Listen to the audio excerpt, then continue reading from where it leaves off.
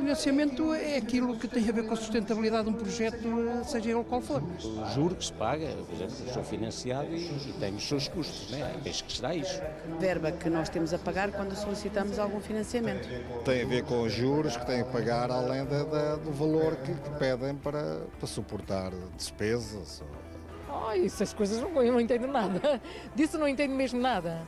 O dinheiro que é necessário para cobrir os custos de algum projeto. Coisas que nos cobram quando há um empréstimo, não é? São as taxas de juros, que quando você pega o dinheiro emprestado e você vai, ao longo do término do seu empréstimo, você paga.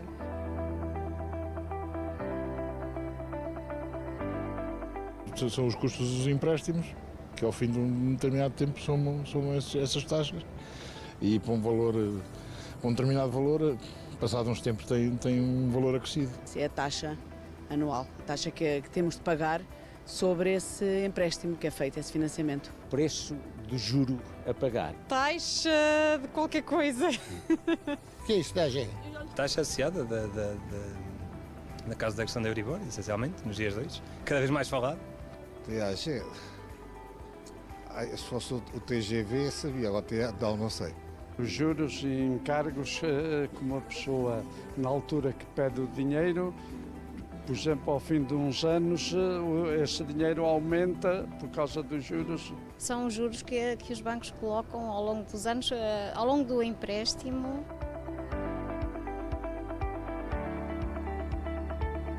A taxa variável é uma taxa que você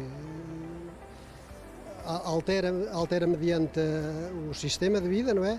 E a taxa fixa é aquela que você acorda com o banco, que é uma taxa que é para 1 ano, para 2 anos, para 3 anos, 4 anos ou 5. Fixa-se e paga sempre o mesmo. Variável pode-se pagar mais ou menos. A taxa fixa é o preço de qualquer coisa. A variável é uma coisa que hoje custa 10 e amanhã custa 100. A taxa fixa mantém-se ao longo do ano todo e a variável vai variando de 3 em 3 meses, de meio em meio ano. A taxa fixa acho que é prejudicial às pessoas que têm mais carenciado. Se for uma fixa, é logo estipulado qual é o valor que vamos ter que pagar da percentagem, não é? Sobre o valor de empréstimo. Se for indexada à Euribor, tem a ver com as subidas e descidas da própria Euribor, da Europa. A taxa fixa tem a ver com a mutualidade, tem a ver com o contrato que se faz e pode evoluir conforme o mercado ou conforme a taxa de juros. E a fixa é fixa e, portanto, não está sujeita a essa variação.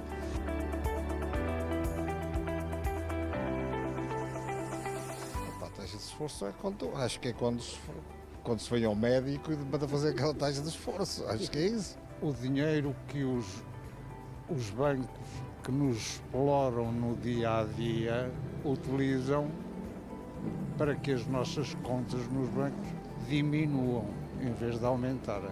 O que a gente recebe e as despesas que a gente tem, portanto, é aquele que ficará ou não ao fim do mês. É o valor que uma determinada despesa tem no rendimento ou no vencimento de uma família, de uma pessoa. É um dinheiro que nós estamos a pôr todos os meses com uma certa dificuldade para cumprir com essa situação. Então, esforçar é quem é pobre, porque os ricos não precisam de esforçar nada. É os vencimentos que você recebe do seu salário e as despesas, são a diferença, é o que sobra, né? A taxa de esforço é aquilo que uma família pode pagar em termos de um contrato, de um empréstimo que fez e tem uma percentagem que eu não sei qual é que está mais ou menos definida. O valor que a gente recebe, o nosso salário, juntamente com as nossas despesas, é o que sobra entre o custo que temos, os custos ao longo do mês e o que sobra.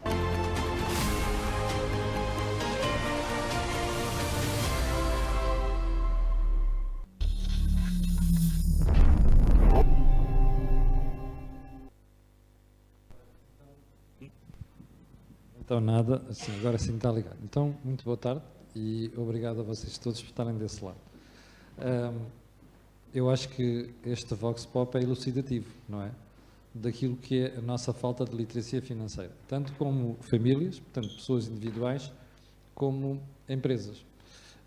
E esta é a razão pela qual nós decidimos criar o Corporate Talks, que é uma parceria entre o canal Acordo do Dinheiro, a BTOCnet, do Zé Pedro Farinha, e depois parceiros essenciais nisto tudo, que é a Sendis Alidata, que faz software de gestão de empresas, o novo banco na banca e a fidelidade nos seguros.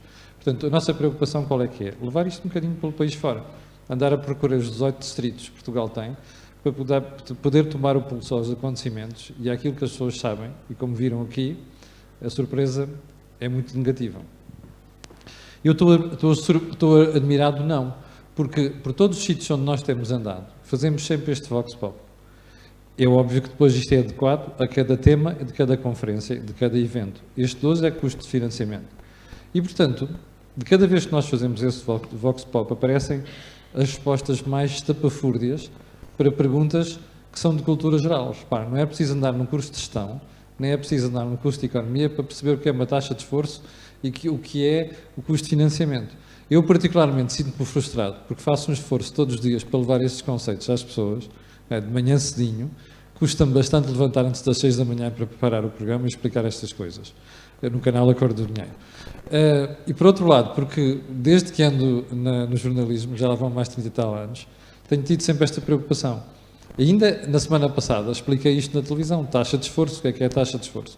E a gente vê aquela resposta que vimos aqui, não é? Que, obviamente isto não é gozar com ninguém, mas ouvir dizer que aquela prova de esforço que nós fazemos quando vamos ao médico ou a seguradora nos manda fazer é uma coisa estapafúrdia. Assim que ouvi falar de TAGV e depois ouvi falar de TGV, bom, isto diz um bocadinho aquilo que é a nossa falta de literacia. A falta de informação que nós temos nesta área. E por isso é que nós estamos a fazer isto. Eu sei que hoje é um dia muito difícil, não é? Porque temos um jogo que envolve a Seleção Nacional daqui a bocadinho, e já agora aproveito para pedir desculpa às pessoas, porque eu sei que houve muita gente que protestou porque nós tivemos que antecipar a hora. É que quando planeámos isto na altura, ninguém sabia que íamos ter um jogo da Seleção Nacional hoje. Não é? Até que podíamos ter ficado pela fase de grupos e depois já não chegávamos só ao jogo dos oitavos de final. Mas quero pedir desculpa por termos tido que antecipar. A quem está a ver também em streaming, são muitas pessoas, eu quero saudar também, e a quem está na sala. Mas a razão foi esta. Vocês perguntarão, mas nós temos que deixar o futebol à parte. Pois, mas a verdade é que um país como o nosso é muito difícil deixar o futebol à parte. E, portanto, tentamos encontrar aqui uma solução que conviesse a toda a gente. Bem, como é que isto se vai processar? Daqui a bocadinho vocês vão ter aqui uma intervenção pelo Presidente do Politécnico, o professor José Silva Costa, e depois teremos uma intervenção do representante da IRV, aqui de Viseu, depois vamos ao painel, eu já vou explicar quem é que vai estar no painel, e finalmente a sessão será encerrada com uma breve intervenção do professor Pedro Pinto. Ora bem, como se costuma dizer de manhã, without further ado, let's do it. E então vou convidar o professor José Costa, por favor, para fazer a sua intervenção. Obrigado.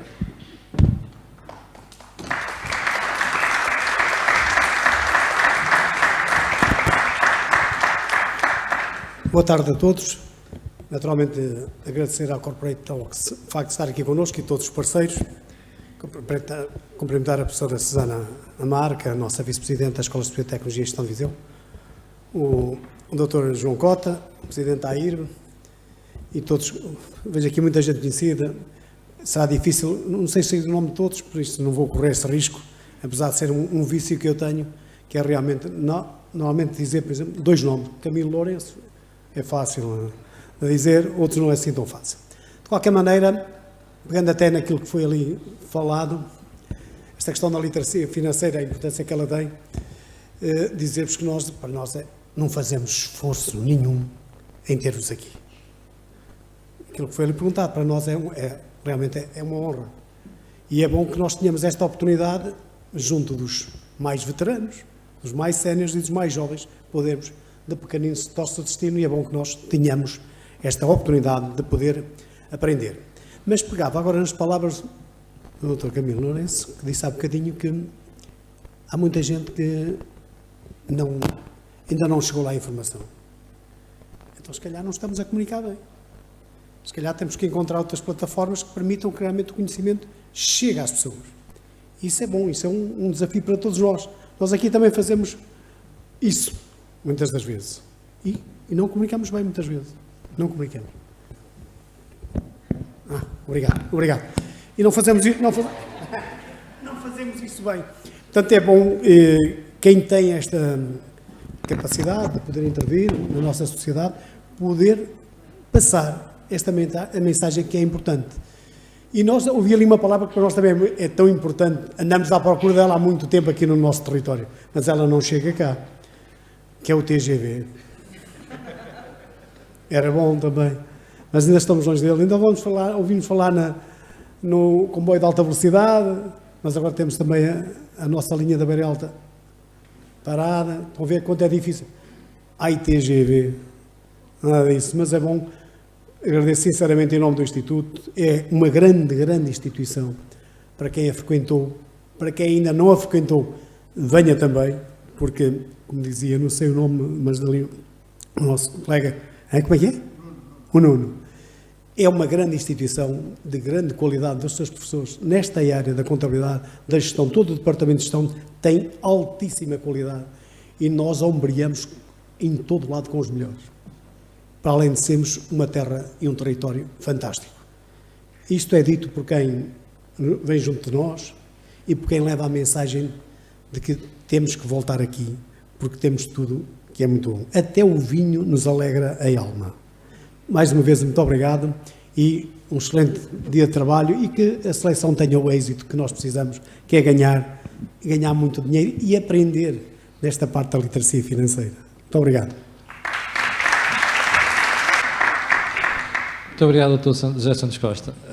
Eu não referi isto há bocadinho, mas era para ter tocado mais adiante, mas vou aproveitar para reforçar aquilo que o professor disse, que é, vocês não esqueçam de uma coisa, as instituições de ensino superior, onde estão os politécnicos, e eu aproveito para dizer que tenho um grande carinho pelos politécnicos, porque podem fazer aquela função de institutos superiores vocacionados para a área técnica, que é aquilo que Portugal mais precisa hoje em dia.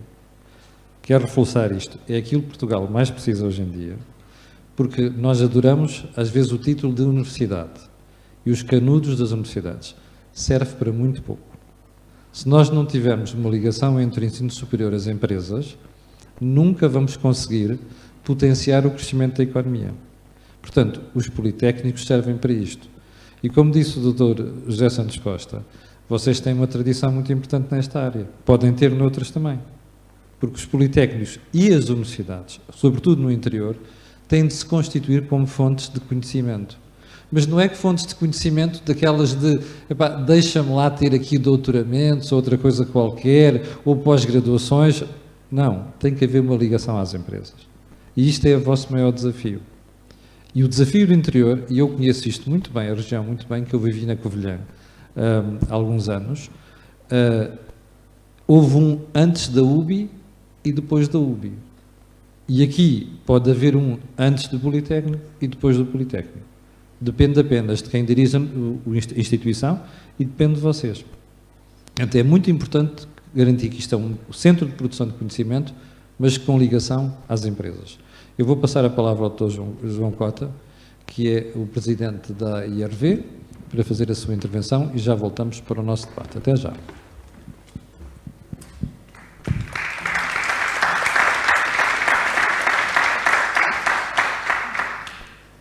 Bem, boa tarde a todos. Quero agradecer à organização, em nome da AIRV, o convite para estar aqui presente. Eu apresento-me, isto, porque é que me apresento? Eu pareço normal, mas sou veterinário. Foi assim que me introduziram há muitos anos no evento e, portanto, eu sou veterinário de Alcatifa agora e, portanto, isto fazer o quê? Que tenho, outra coisa, tenho muito orgulho, tenho 7 filhos e um cão. E, portanto, tudo isto molda a minha vida e a minha forma de pensar. Eu comecei a minha organização, eu fui trabalhador por conta de ontem durante X anos, já não me lembro, e depois em 99 criei a minha própria organização. Sendo veterinário, a minha literacia financeira não era a melhor. E, portanto, comecei a organização no tempo em que os bancos tinham outra autonomia de atuação, em que havia muito maior proximidade entre os bancos e as empresas, os centros de decisão dos bancos estavam mais próximos das empresas e, portanto, comecei o meu projeto completamente desequilibrado em termos financeiros. Portanto, como agora se diz que tudo assenta em capitais de curto prazo, em financiamentos de curto prazo, portanto, uma autonomia financeira perfeitamente miserável, mas um facto é que, na altura, os bancos o contexto era outro e os bancos apoiavam as empresas, sempre fomos apoiados muito pela característica do projeto e não pelos rastros financeiros, e o que me obrigou rapidamente a ter que fazer a minha própria qualificação. Fiz 3 outras características minhas, sou burro, mas persistente, e portanto fiz 3 pós-graduações em gestão em 3 escolas diferentes, obviamente com 3 objetivos diferentes, e o facto é que hoje essa organização que eu criei, hoje faz parte de uma grande multinacional australiana. Começámos, eu sou o trabalhador número 1, hoje somos diretamente dependentes de nós 2.000 e tal pessoas, fazemos parte de uma organização com 18.000 pessoas e, portanto, não fizemos tudo mal, fizemos muitas asneiras, mas um facto é que começámos com, hoje, no contexto de hoje, com a literacia financeira que eu tinha na altura, estava desgraçado, não começava coisa nenhuma, porque o grau de, digamos, o contexto mudou e a forma de aprovação é diferente. E, portanto, como dizia há dias um colega meu da direção da AIRVA, um dos meus vice-presidentes, hoje exige mais formação a um camionista que a um empresário. E, portanto, um facto é que nós, empresários, temos um nível de qualificação muitíssimo baixo. Muitas vezes os empresários são bombeiros e, portanto, têm outras preocupações e descuram um pouco essa formação financeira. E, portanto, obviamente que os custos de financiamento de uma empresa dependem muito do desempenho da empresa, obviamente, dependem muito da informação que se possa dar aos bancos, a quem financia, e é um aspecto muitas vezes descurado. Obviamente, o risco, a palavra risco hoje adquiriu, tudo é risco, portanto, não é? Como a sua, digamos, à partida, qualquer projeto é um projeto de risco e, portanto, nós tentamos sempre minimizar o risco percebido. E como é que minimizamos o risco percebido? Através de uma informação financeira que seja credível e que traduza a realidade da empresa, e aqui, muitas vezes, a importância do papel dos contabilistas, em que muitas vezes as pequenas e médias empresas, que é a esmagadora maioria dos nossos empresários, confiam. E, portanto, muitas das vezes os empresários não valorizam esta informação contabilística. Obviamente, a fotografia que a empresa tem não é a melhor e, portanto, obviamente, aumenta muito os custos de financiamento. O outro aspecto é, do outro lado da barricada, por assim dizer, temos os bancos, em que, mais uma vez, o risco é visto ao microscópio eletrónico, portanto, a palavra risco adquiriu o índice do tempo em que precisava de... Eu devo muito ao Banco Espírito Santo e, portanto, eu fui dos tais que não usou o Banco Espírito Santo e como muitos outros empresários que não usaram o Banco Espírito Santo e, portanto, o Banco Espírito Santo tinha excelentes quadros, passa a publicidade, entendiam as empresas, entendiam o negócio e, portanto, eram muito próximos das empresas e, portanto, cheguei a ter financiamentos que me foram aprovados por telefone. Obviamente que depois a seguir assinava o papagaio, o periquito, todos nos atravessávamos, porque obviamente se acreditávamos no financiamento, não nos importávamos de dar o nosso aval, mas o facto é que eu cheguei a ter financiamentos, na altura, 200.000 euros aprovados para comprar um determinado equipamento, falava com o diretor regional, na altura do BES, e a coisa era aprovada por telefone, e, portanto, no facto, não foi por isso que essa informalidade não prejudicou. Agora, o contexto é diferente, portanto, a palavra risco é vista ao microscópio eletrónico, tudo é arriscado e, portanto, tudo é diferente. Obviamente que o risco, os custos de financiamento estão muito ligados também com o montante, porque, no fundo, há aqui duas variáveis me parecem, para a questão do risco, que tem a ver quer com o montante, quer com a informação. Portanto, quanto menor for o montante e quanto mais informação dermos, menor é o risco percebido pela entidade que nos financia. E, portanto, há aqui uma realidade que também mudou, que é um custo, também é um custo, penso que não é um custo direto, que tem a ver com a autonomia que atualmente as instituições financeiras têm, que é uma autonomia, geralmente, quando eu estou a dizer isto, os senhores dos bancos ficam muito zangados comigo, mas a autonomia é muitíssimo menor e, portanto, hoje aprovam pouca coisa a nível local. E, portanto, mas é a realidade e, portanto, os empresários, se querem ter financiamento em condições competitivas, obviamente tem que ter informação, tem que ter empresa, tem que ter um projeto consistente, obviamente, tem que ter um projeto que seja economicamente viável, tem que acreditar no projeto, tem que ter paixão pelo projeto, tem que transmitir essa paixão pelo projeto, tem que ter informação contabilística relevante e fidedigna e que, portanto, que traduza o desempenho das empresas e, portanto, tudo isto para reduzir, conforme eu dizia, o risco. Portanto, mais uma vez, o custo de financiamento está associado com o risco percebido pelas entidades financeiras. E, portanto, esta é resumidamente, a minha vida empresarial. Sempre tive boas relações com os bancos, depois os bancos também acabam por ser pessoas e relações entre as pessoas, e mais uma vez, eu não me canso, fui um apóstolo do Banco Espírito Santo e, portanto, devo muito ao Banco Espírito Santo e que sempre me apoiou, sempre me financiou, portanto, sempre cumpri com todos os bancos, mas com o Banco Espírito Santo foi sem dúvida aquele que mais me... E estou a falar nisto, está aqui o Novo Banco como um dos parceiros do evento e, portanto, são por assim dizer, os herdeiros da instituição. E, portanto, obviamente, aquilo que a AIRV faz, e, portanto, é nesse papel que eu aqui estou, aquilo que a AIRV faz é, obviamente, apoiar os empresários, qualificar os empresários. Mais uma vez, como eu digo, o nível de literacia financeira dos empresários é baixo. Eventualmente, não sei se uma das ações que se podia tomar, de alguma forma, um empresário que tivesse um determinado nível de qualificações, em termos financeiros de gestão, devia ser um fator de baixar o risco percebido e, portanto, os bancos poderiam tomar isso em consideração, portanto, porque muitas das vezes, conforme eu disse, muitas vezes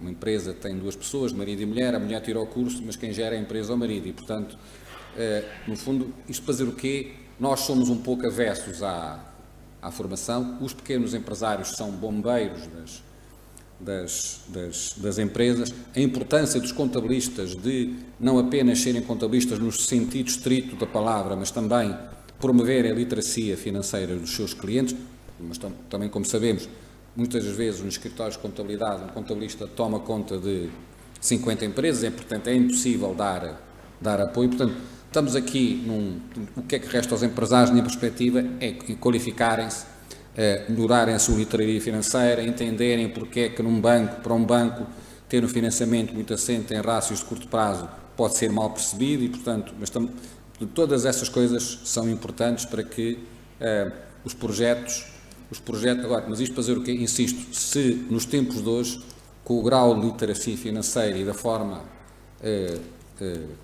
desalinhada financeiramente como comecei a minha empresa, hoje não existiríamos e, portanto, felizmente que os tempos eram outros e, portanto, isto agora, os tempos são muito mais exigentes. Quando termino agradecendo, em nome da AIRV, o convite para aqui estar, saudar os presentes, tenho aqui também muitos amigos como o Zé Costa e, portanto, obrigado pelo vosso convite e até já.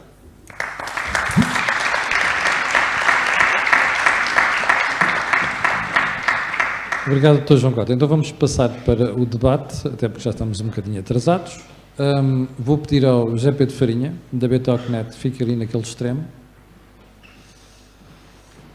Carla Costa, da Sendis Alidata, para a cadeira a seguir. Nuno Rosário, Novo Banco. E a Sofia Cordeiro, que não está aqui no oráculo, mas a Sofia é da Twingle, que é um intermediário de crédito, e é também uma das empresas parceiras de um programa que nós temos que se chama Pé de Meia. Eu já agora aproveito para dizer que algumas destas questões de financiamento vamos abordá-las amanhã às 10h30, 11h15, num programa exatamente dedicado a isto. Ó Zé Pedro, vamos, como nós vimos ali, eu pensava que na questão do crédito e dos custos de financiamento nós teríamos muito menos falta de conhecimentos do que deparámos com outras questões e outras conferências que fizemos que tinham mais componente empresarial. Isto para mim surpreendeu-me. E para pormos aqui uma espécie de ordem no debate, custo de financiamento é muito mais do que taxas de juros. e custos de taxa de juros. Vamos ver se pomos aqui um bocadinho de ordem, que é para seguirmos a partir desta discussão. Sim, em primeiro lugar, boa tarde, obrigado pelo acolhimento, obrigado pelas palavras do Dr. João Cota, portanto, nunca falam bem dos contabilistas, portanto, ele hoje ainda reforçou isso, obrigado. E parabéns ao professor Sérgio que se lembrou deste tema, portanto, o mérito é mais dele do que meu propriamente, ou do que nosso.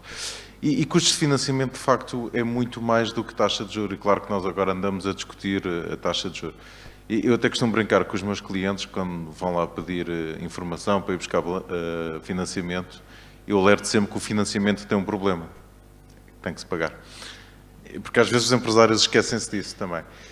E o tem que se pagar não significa só pagar o empréstimo, significa pagar o empréstimo, pagar o juro e pagar muitas vezes todos os custos que fazem parte do financiamento, direto ou indiretamente.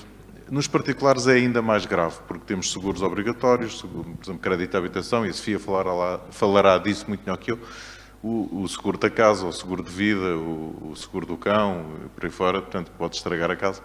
E portanto, temos uma série de custos, além dos juros, das comissões, dos impostos, do imposto de selo, dos impostos sobre as comissões, dos impostos sobre os juros, e portanto, há uma série de custos que vão incrementar o gasto relacionado com o empréstimo. E nas empresas também.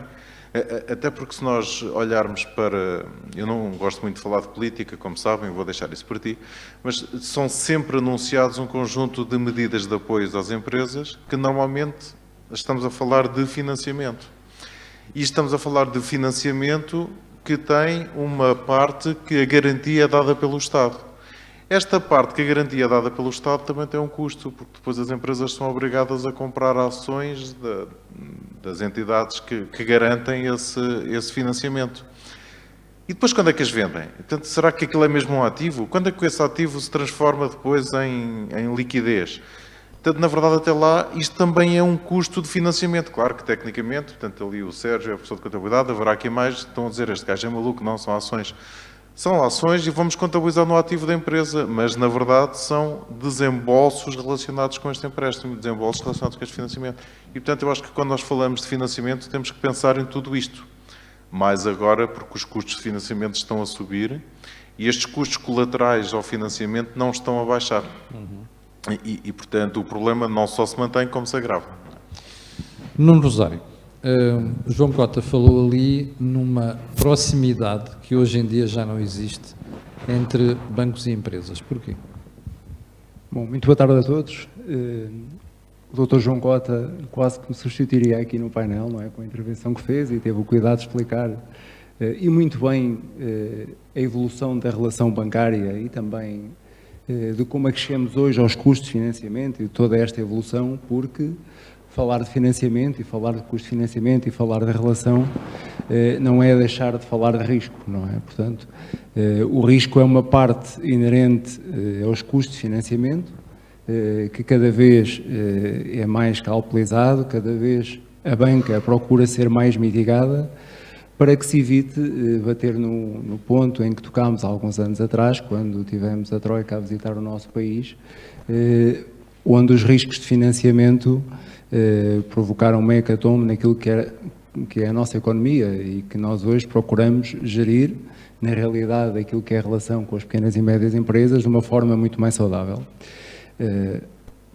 A concentração da relação numa só pessoa e a proximidade, só por si, pode aumentar o risco. E aquilo que a banca hoje faz, com uma hierarquização, com um conjunto de níveis que analisam e decidem de uma forma autónoma aquilo que é a realidade empresarial, consegue fazer com que esse risco saia mitigado, portanto, e toda a gente saia a ganhar. Os bancos, porque os custos com incumprimento são menores, as empresas, porque têm os seus projetos também muito avaliados e valorizados de uma forma muito mais profícua, e porque envolve um conjunto de interlocutores que no passado não envolvia. Portanto, é verdade que a confiança continua a ser hoje um ponto muito importante daquilo que é a relação entre um empresário e um banco, mas a confiança vai para além daquilo que o empresário nos apresenta, começa no empresário.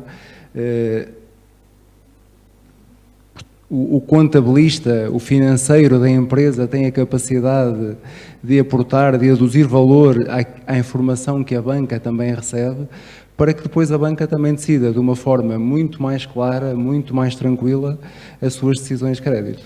Mas o que me estava a dizer, na resposta que deu, é os patamares através dos quais todo o processo de concessão de crédito se processa, passa a redundância, são diferentes. Não é? Ou seja, há vários patamares para analisar o risco.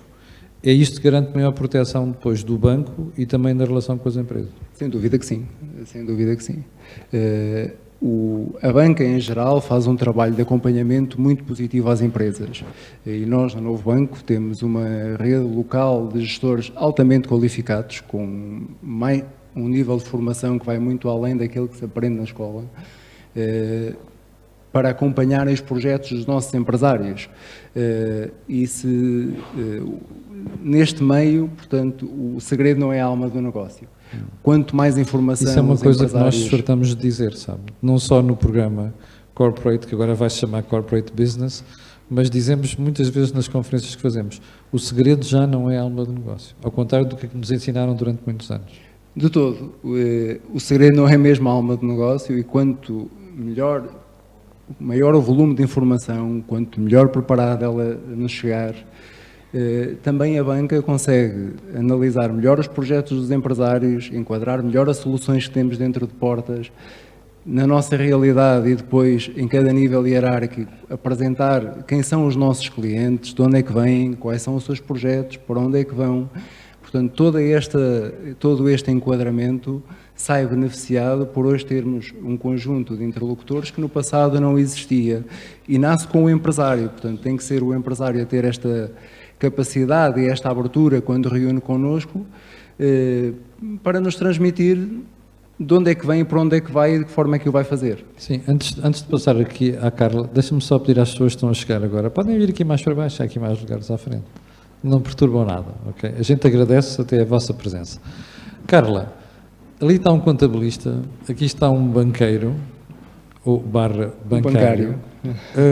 Aqui está uma senhora que trabalha em intermediação de crédito, tu és a única aqui ligada à economia real que tens a mão na massa. Bom, como é que tu estás a ver? Vocês fazem software de gestão de empresas, né? Que é uma coisa fundamental para gestão, no fim de contas. Como é que estás a ver o ambiente empresarial agora que estamos a assistir a esta subida dos custos de financiamento? É assim, a nível de investimento em software, eu acredito que os empresários hoje em dia estejam um bocadinho mais retraídos em recorrer a crédito para isso. Mas é um disparate, não é? Porque Exato. O software de gestão é daquelas coisas que melhor permite ter informação sobre a empresa. Exatamente, mas o Excel continua a ser aquela grande ferramenta, que é o nosso maior concorrente. E efetivamente é aquilo que os empresários continuam a querer investir e continuar a fazer as suas contas, já não digo de merceeiro, mas com o Excel. A nível de hardware já se começa a ver efetivamente aqui alguns pedidos de apoio com os financiamentos, mas quando chega a esta área do software, aí não há tanto essa preocupação. O que é uma pena, porque efetivamente é muito importante para um empresário, para ter noção de quanto é que vai custar o seu financiamento, conseguir mensualizar esses custos, conseguir orçamentá-los e, portanto, ter uma noção daquilo que vai ser o seu custo também no futuro e aquilo que vai ser esta situação. Pronto, e por isso nós tentamos, efetivamente, também, eu por acaso hoje até tive uma situação engraçada, porque uma cliente que esteve connosco de manhã a pedir formação, e nós achávamos que a formação era efetivamente sobre software, porque aquilo que ela tinha implementado, mas o meu técnico ligou-me para me dizer, ela teve-me a pedir conselhos com o negócio. Na prática, eu estive a ajudar, que é uma empresária que percebe imenso da sua área. Quer dizer que vocês estão a roubar negócio ali ao João Pedro Farinha? Não, de todo.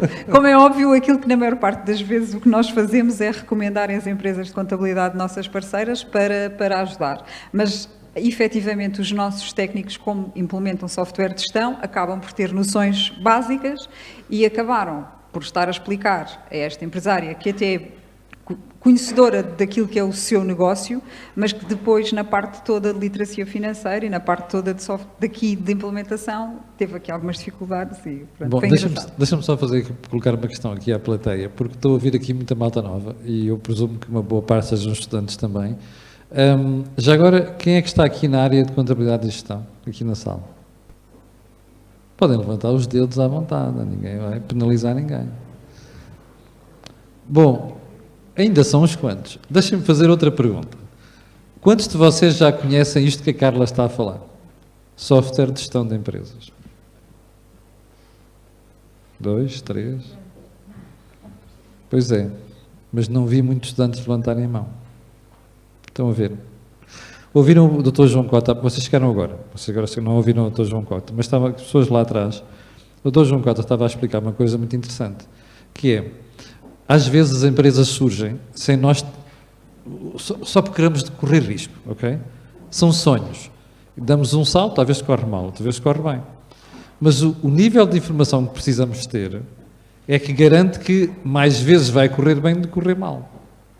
E isto significa que nós temos que estar na posse de elementos fundamentais para perceber como é que funciona uma empresa. Desde logo uma coisa que o José Pedro Farinha adora, que se chama tesouraria, que é para onde morre a maior parte das empresas, percebem?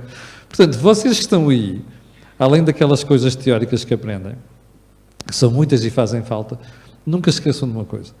Procurem ter desde muito cedo ligação às empresas. Epá, e não arranjem desculpas. Hein? Não arranjem desculpas. Vocês estão na melhor fase da vida da humanidade para aprender. Porque a informação hoje em dia custa zero. Custa só ter uma ligação ultra rápida à internet. O YouTube tem lá tudo. Há uma série de sites que têm lá tudo. Vocês não se limitem a pensar apenas naquilo que aprendem na faculdade. Tentem ligar-se às empresas. Esta área da Carla Costa, ali da Sendis Alidata, que são duas empresas e fazem 2 tipos de software diferentes, são das áreas que mais precisam de pessoas. Portanto, comecem a tentar informar-se e ligar-se a estas coisas o mais cedo possível, que é a melhor garantia de não ficarem desempregados. Eu já vou voltar a esta questão, ok? Sofia, tu estás mais na área do crédito de habitação, mas como explicou o José Pedro Farinha, custos de financiamento aqui vão muito mais para além da taxa de juros e do spread. Não tirem o pio que há a Sofia, se faz favor. Som no microfone da Sofia.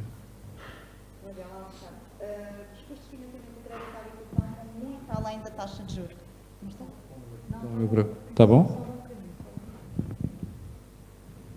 Está ligado?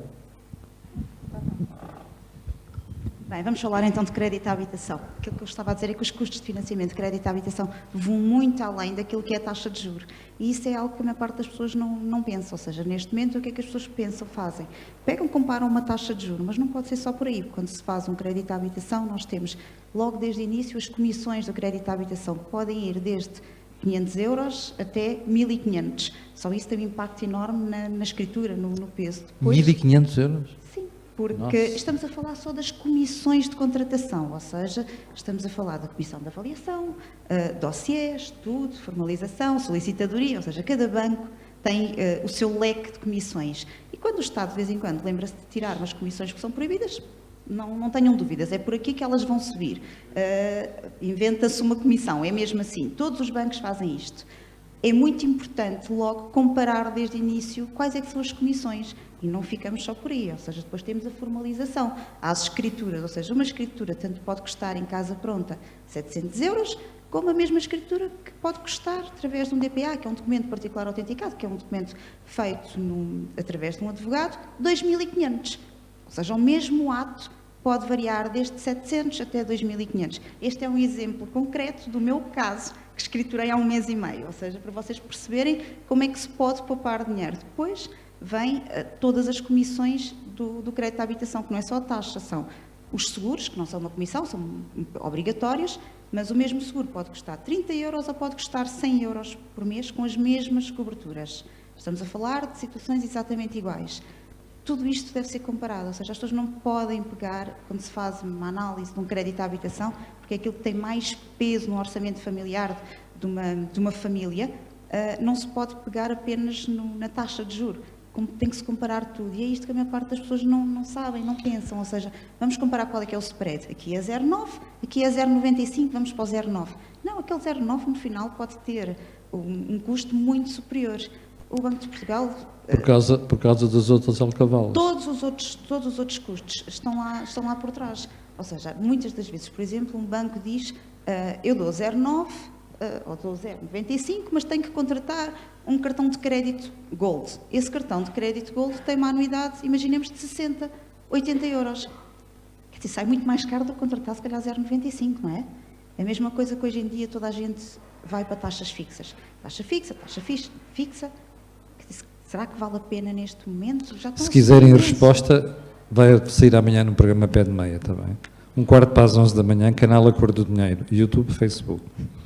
Mas aquilo que eu estava a dizer é que, por exemplo, uma taxa fixa há 5 anos, neste momento há ofertas de 3,15, há ofertas de 4,5.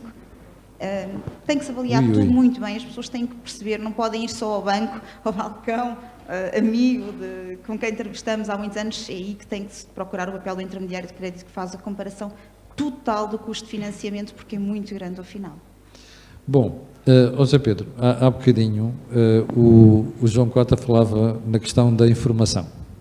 Primeiro, deu aquele exemplo de quando eu comecei, eu não tinha noção nenhuma do que era informação financeira. Isto tende a ser uma raridade hoje em dia, e ainda bem. O que é que tende a ser uma realidade? A ver informação? Começarmos empresas sem termos a noção destes indicadores todos, nomeadamente a autonomia financeira, nomeadamente a tesouraria. O Dr. João Cota até tocou num ponto bastante importante, que era a formação para ser empresário. Exatamente. E depois nós os contabilistas, também somos muito culpados porque somos muito importantes e falamos um contabilês que ninguém entende, entregamos um balancete às empresas, alguns de nós, outros não entregam. E a minha pergunta é, a quem está aqui que não é contabilista, quantas vezes já leu um balancete? Olha, pergunta aqui à malta da frente dos cursos se já leram um balancete. Já leram um balancete? É que aquilo é horrível, não se consegue ler. Não é? Aquilo é um monte de números pendurado, sem lógica nenhuma, a não ser para os contabilistas. Não é? Pois. E, portanto, nós temos que aprender a falar também com os empresários em português e não em contabilês.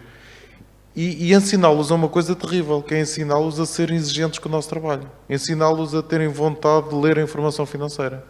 Quando o banco liga a um empresário, envia-me lá a informação financeira, ele não tem que ir pedir nada ao contabilista. Ele tem ali à mão, carrega no botão, tem um relatório que ele próprio consegue explicar ao banco.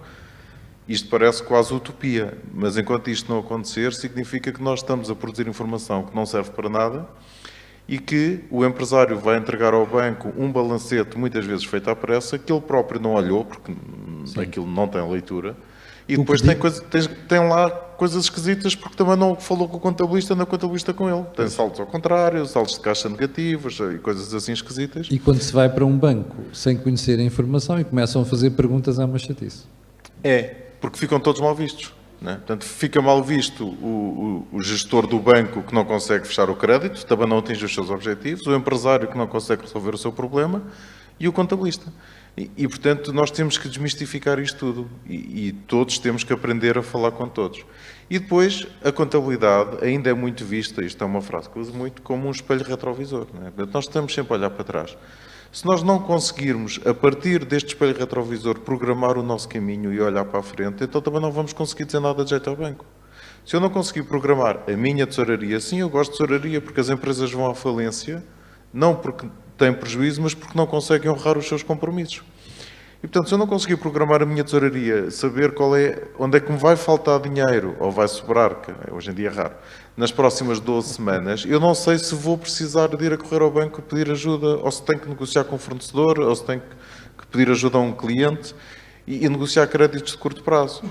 Se eu vou fazer um investimento e não faço uma análise concreta do retorno deste investimento, se não faço um business plan deste investimento e se a seguir não vou medir este meu business plan, se ele está adequado à realidade, então eu não estou a conseguir comunicar com o banco, não estou a tirar partido de um trabalho que se calhar até paguei, né? Portanto, há bocadinho eu discutia aqui com com o Nuno, se era ou não era preciso um business plan para os bancos, não é? E há sempre aquela piada que eu faço que Sim, os tu bancos... costumas dizer nos programas que os bancos não olham para os business plans. Não, olham desde que o gerente tenha património para cobrir o crédito. Ok.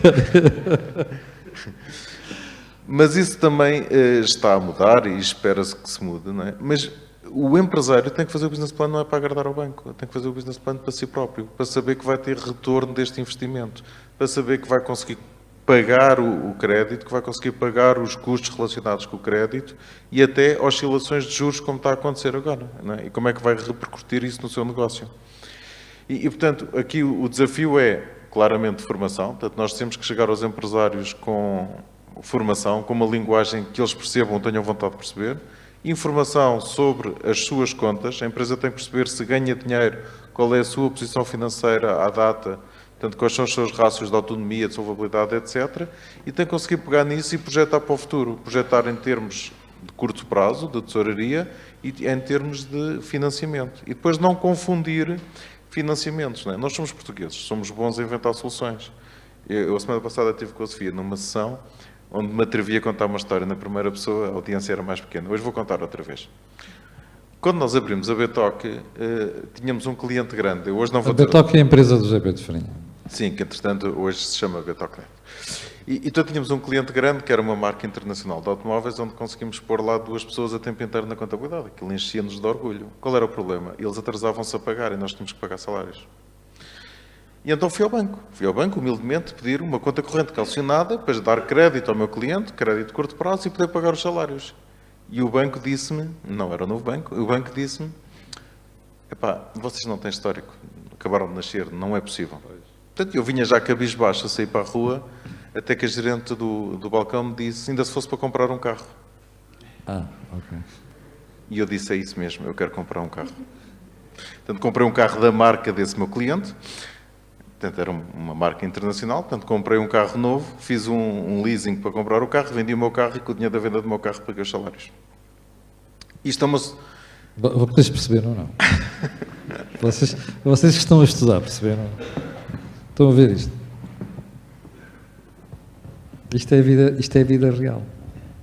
Isto é a vida empresarial. Se a malta não estiver preparada, acaba nessa situação. Estão a ver? E depois temos de desenrascar. Por acaso aqui correu bem, mas poderiam não ter corrido bem. Força. Correu bem, ainda inventei um novo financiamento, né? Fiz um leasing para pagar salários. De certeza que nunca vou aprender isso na escola.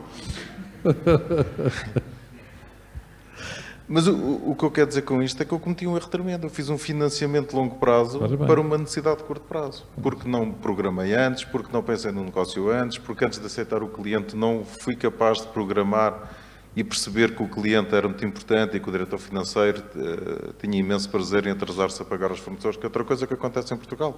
Nós negociamos a 30 dias, mas o diretor financeiro faz questão de pagar a 60, porque ele é que é importante. E portanto, nós temos que planear isso também quando fazemos negócios e pensar como é que vamos financiar isso. E reparem que eu até tinha um nívelzinho de literacia financeira acima da média, enquanto empresário, não é? Agora, nós, contabilistas, temos esse desafio, que é levar todo este conhecimento aos nossos clientes e ajudá-los a programar antes para que não tenham que inventar soluções assim de recursos, não é? Bom, atenção a estes pontos. É disto que a gente vive na vida real.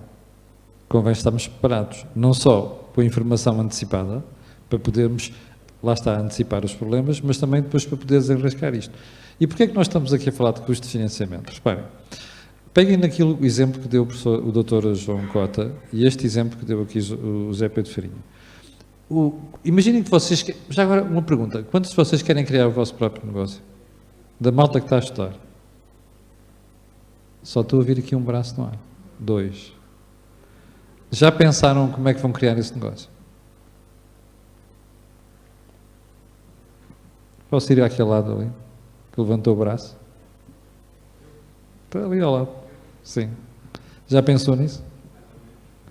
Ok. E já estudou esta parte de financiamento?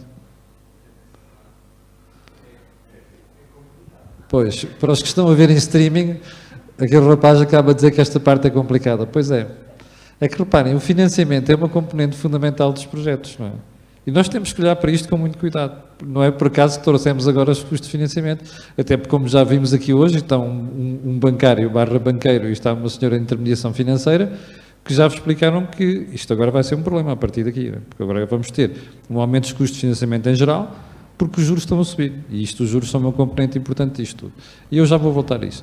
Nuno, voltando àquela conversa há bocado com o Dr. João Cota, quando ele dizia assim, olha, eu já tive créditos de 200 mil euros aprovados pelo telefone, isto hoje em dia já não é frequente.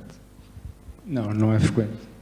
Mas antes de mais, fico satisfeito por aquilo que disse a Sofia há pouco, portanto, não são os bancos que têm os custos mais caros, os advogados estão acima dos bancos, não é? Portanto, foi aquilo que disse. Os advogados e o Estado, através dos impostos. O Estado. Ainda assim, um financiamento não é um fim em si mesmo. Claro, o financiamento serve para responder a um determinado fim. E quando falamos de financiamento, precisamos de falar de um conjunto de componentes que constituem aquilo que é um financiamento. O montante, a maturidade, a finalidade, o risco, as garantias recebidas, e tudo isto vai entroncar naquilo que é o preço, o custo do financiamento, portanto, o custo, o preço do financiamento, o custo do endividamento. E há pouco falava ali com o professor Dr. Pedro Pinto sobre os custos capitais próprios, que é um tema paralelo a este, mas os custos do financiamento são a conjugação de todos essa parte fatores. Dos capitais próprios serve para aquele rapaz que está ali e para quem também aqui levantou a mão. Atenção ao conceito de capitais próprios, hein? Já vamos voltar a seguir, que eu vou pedir ao José Pedro depois para explicar isso melhor. Diga-nos. Pronto, e o preço resulta, é um conjunto do spread e das tais comissões que resultam deste conjunto de fatores que compõem o preço. Porque quando pretendemos ou quando um empresário solicita um financiamento, em primeiro lugar, tem que saber para que é que quer esse financiamento, tem que adequar o prazo ao ativo, à partida, se for um ativo em que está a investir, tem que perceber quais são as garantias que prestam ao banco, que vai mitigar esse mesmo custo, porque todo o negócio tem risco, não é? Portanto, o risco começa quando o negócio é feito entre os diferentes agentes bancários, entre o banco e o cliente. Temos que perceber que os países têm o rating, as empresas têm o rating e tudo isso vai ser vertido no preço do financiamento que se praticam entre as entidades, porque a banca não pode fazer o mesmo preço a um cliente tem uma probabilidade de default de 5 ou 10% a 12 meses, que faz a um que tem uma probabilidade de default de 0,1 para os mesmos 12 meses. Portanto, riscos diferentes, preços diferentes, não é? Garantias diferentes, preços diferentes, maturidades diferentes, preços diferentes. O custo de financiamento é o conjugar todos estes fatores, mas a evolução nos últimos anos, apesar do contexto atual, com a subida dos indexantes, nos colocar aqui alguma incerteza quanto ao futuro, já lá vamos, mas é importante que consigamos olhar para os últimos 10 anos, e acho que tem sido feito um trabalho excepcional da parte dos bancos, dos empresários, das escolas, da sociedade em geral, na literacia financeira. Pois é, por isso é que me custa ver respostas daquelas, sabe? Apesar é verdade, mas provavelmente não eram empresários, não é? Apesar de todo o esforço que vai fazendo. Não sei se atentaram bem naquilo que disse agora o Nuno Rosário, que é a questão do risco, não é? Imaginem, nós não nascemos todos iguais, não é? Uns somos mais bonitos do que outros, uns somos mais bem feitos do que outros. É por isso que há umas meninas que ganham Miss e outras não. É por isso que há uns homens que ganham Miss do Universo e outros não. Nós somos todos diferentes. E se somos diferentes fisicamente, somos diferentes de cabeça. Portanto, imaginem, se eu tenho uma capacidade diferente de honrar um compromisso, se eu vou pedir dinheiro ao banco, o banco vai-me cobrar menos do que a outra pessoa, que dá menos garantias. Seja porque são garantias reais, como diz José Pedro Farinha, seja porque o meu conceito de negócio e aquilo que é a minha situação em si e o meu projeto é muito menos arriscado do que outro qualquer. Portanto, o risco dita muito o preço de dinheiro, que é o que nós estamos aqui a falar. Custo de financiamento é preço de dinheiro, não é? Nas suas várias componentes, não é só o juro, no resto também. Nós temos de estar atentos a isso tudo. Agora, façam este exercício, porque era uma questão interessante que o Nuno estava a colocar. Em 2009, 2010, quando nós tivemos os bancos numa situação muito difícil, vejam só como é que estava montado o negócio. Qual é o prazo médio de um crédito de habitação? Isto é sobretudo para a malta estudante. Qual é o prazo médio de um crédito de habitação? 25 anos. Sim, 25, 20, 30, à volta disso. Ok? Sim, prazo médio de contratação. Agora imaginem o seguinte, para o banco emprestar a alguém dinheiro a 25 anos, o banco tem que ter financiamento, certo? Apenas uma parte do dinheiro dos bancos é capital próprio dos bancos. Os bancos são como as padarias, como diz um amigo meu. Nas padarias entra água, farinha e sal, e sai pão. Os bancos é uma coisa parecida. Entra dinheiro, depósitos, por exemplo, ou obrigações que o banco coloca, e depois saem empréstimos, certo? Até aqui estão a acompanhar. Bom, agora imaginem o seguinte. Para o banco emprestar a 25 anos, tem que ter recolhido fundos que lhe dá alguma garantia que ficam lá estáveis durante muito tempo. Pode não ser 25 anos, mas convém que não seja um mês. Não é? Porque eu não posso ir pedir dinheiro emprestado a um mês para emprestar a 25 anos. Quer dizer, posso? Qual é o risco? Eu tenho que renovar o meu dinheiro que podia emprestar todos os meses. Qual é o problema? É se de repente os juros sobem. O que foi o que aconteceu aos bancos naquela crise financeira? Andavam a pedir dinheiro no mercado monetário, que é um mercado de curto prazo, para emprestar a 25 e 30 anos. Isto dá bota. Estão a ver estas questões financeiras? Isto é crucial para a vida das empresas e para o futuro das empresas. Esta é uma das razões que nós estamos aqui a discutir hoje. Vocês têm que estar muito atentos a isto. E volto a dizer, não se liguem apenas àquilo que aprendem na universidade, que é muito importante, que é o substrato teórico. Têm que olhar para estas coisas, têm que ler imprensa económica, têm que se informar, têm que pesquisar. E hoje em dia isto é tudo barato. Antigamente tínhamos que ir às universidades, eu quando andava na faculdade, o dinheiro que a gente gastava em livros e em fotocópias, que ainda mais é ilegal, não é? Tirar fotocópias. Os crimes que a gente cometeu. Hoje em dia já não é preciso isso. Não é? A informação está toda disponível. E vocês são os privilegiados. Têm que prestar atenção a estas coisas. Sofia, vou voltar para ti. Já estás a sentir uma retração por parte dos clientes por causa dos custos de financiamento que estão a subir? E já subiram bastante. Podes dar aquele exemplo de quanto é que sobe uma prestação de quem está a atualizar neste momento com um crédito de 150 mil euros? Já subiram, mas deixem-me fazer só aqui uma nota quanto aos temas de risco, porque é muito importante. Vocês estão todos a falar de empresas, mas assim, nós quando analisamos um crédito à habitação, e digo eu enquanto banco, essa segmentação também é feita pela profissão do cliente. Ou seja, nós quando analisávamos risco, eu já fiz análise de risco, já fizemos esse, nós analisamos conforme a profissão. Ou seja, tal e qual num crédito de habitação faz a mesma análise. Certamente há profissões, como por exemplo neste momento tudo o que esteja ligado à IT, a probabilidade mesmo de bom pagamento, ou seja, de cumprir dívida, é muito acima. Por isso, muitas das vezes até podemos talvez conseguir financiar com um valor de taxa de esforço superior. Há aqui os meus colegas do banco que sabem isto certamente. Ou seja, nós analisávamos a nível de profissão. Tem um grande impacto também. Quanto à retração que está a haver neste momento, existe? Se é que está a ver, eu acho que está, mas tu é que sabes. Está a haver a nível já de procura de crédito de habitação, isso os dados são do Banco de Portugal, são oficiais, já se começa a decrescer a procura, não só de transação de imóveis a nível dos nacionais, não das pessoas que não são nacionais, começa a haver a nível do volume de crédito de habitação, está a começar a decrescer, mas mais do que decrescer... E um aperto nas condições de análise por parte dos próprios bancos, não é? O que é natural. É natural, porque assim, neste momento, se nós formos analisar um crédito de habitação, nós temos que analisar a taxa de juros agora e temos que estressar essa taxa de esforço, ou seja, nós somos obrigados, nós, os bancos, são obrigados a analisar um crédito com mais de 3%. Ou seja, o que uma pessoa que há pouco tempo talvez conseguisse comprar uma casa de 250 mil euros, agora consegue comprar de 150. Isto é para terem a noção. Ou seja, há aqui um problema grande também, que é as pessoas que fizeram créditos pessoais para dar entrada no crédito à habitação. Como sabem, hoje em dia não se consegue fazer aquilo que se fazia há uns anos atrás, que era financiar-se o carro, a mobília e tudo e mais alguma coisa. Hoje em dia não. As medidas macroprudenciais obrigam que tenham uma entrada para o crédito à habitação de 10%. Só que 10% depois coloquem talvez mais outros 10% para imposto de selos, sobre crédito, IMT, as comissões dos bancos, as escrituras e tudo o que está associado a contratar um crédito. E as pessoas o que faziam era contratavam um crédito pessoal pela diferença, com uma maturidade muito mais pequena, ou seja, no máximo de 8 anos, hoje em dia... Estão a ver aquele erro que eu falei há bocadinho, os particulares a cometer? Agora estão a ver como as pessoas vão ficar penduradas? Muito grandes, porque quem comprou uma casa de 200 mil euros, imaginem que fez um crédito talvez de 30 mil euros pessoal, porque não tinha poupanças a curto prazo, o que dá uma prestação talvez de 500, 600 euros e tinha mais 500 da casa. Hoje em dia, aqueles 500 da casa transformaram-se em 900.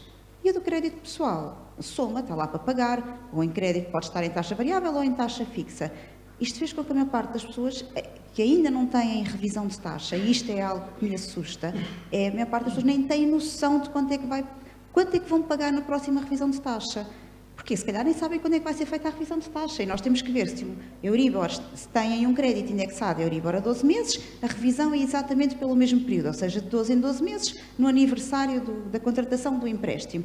Há pessoas que ainda estão com taxas negativas, porque ainda não passou um ano desde que elas subiram. Ou seja, quando tiverem um aumento de 500 euros na prestação, as pessoas não se prepararam. Ou seja, e nós vemos, eu estava a falar com a Carla há pouco, as pessoas não têm esta noção, ou seja, o Natal vão fazê-lo como sempre, não sei quantos créditos de curto prazo, que vão ter que os pagar, porque, como o José Farinha dizia bem, tem que se pagar, e não procuram ajuda para perceber.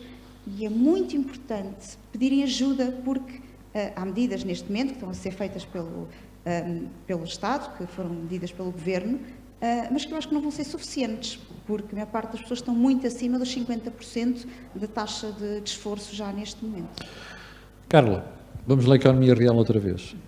Os custos de financiamento já estão a refletir naquilo, porque reparem, no segmento empresarial, muitas empresas que fazem isto também com financiamento, não é? Nomeadamente apostas já hardware e por aí adiante. Já notas aqui uma alteração?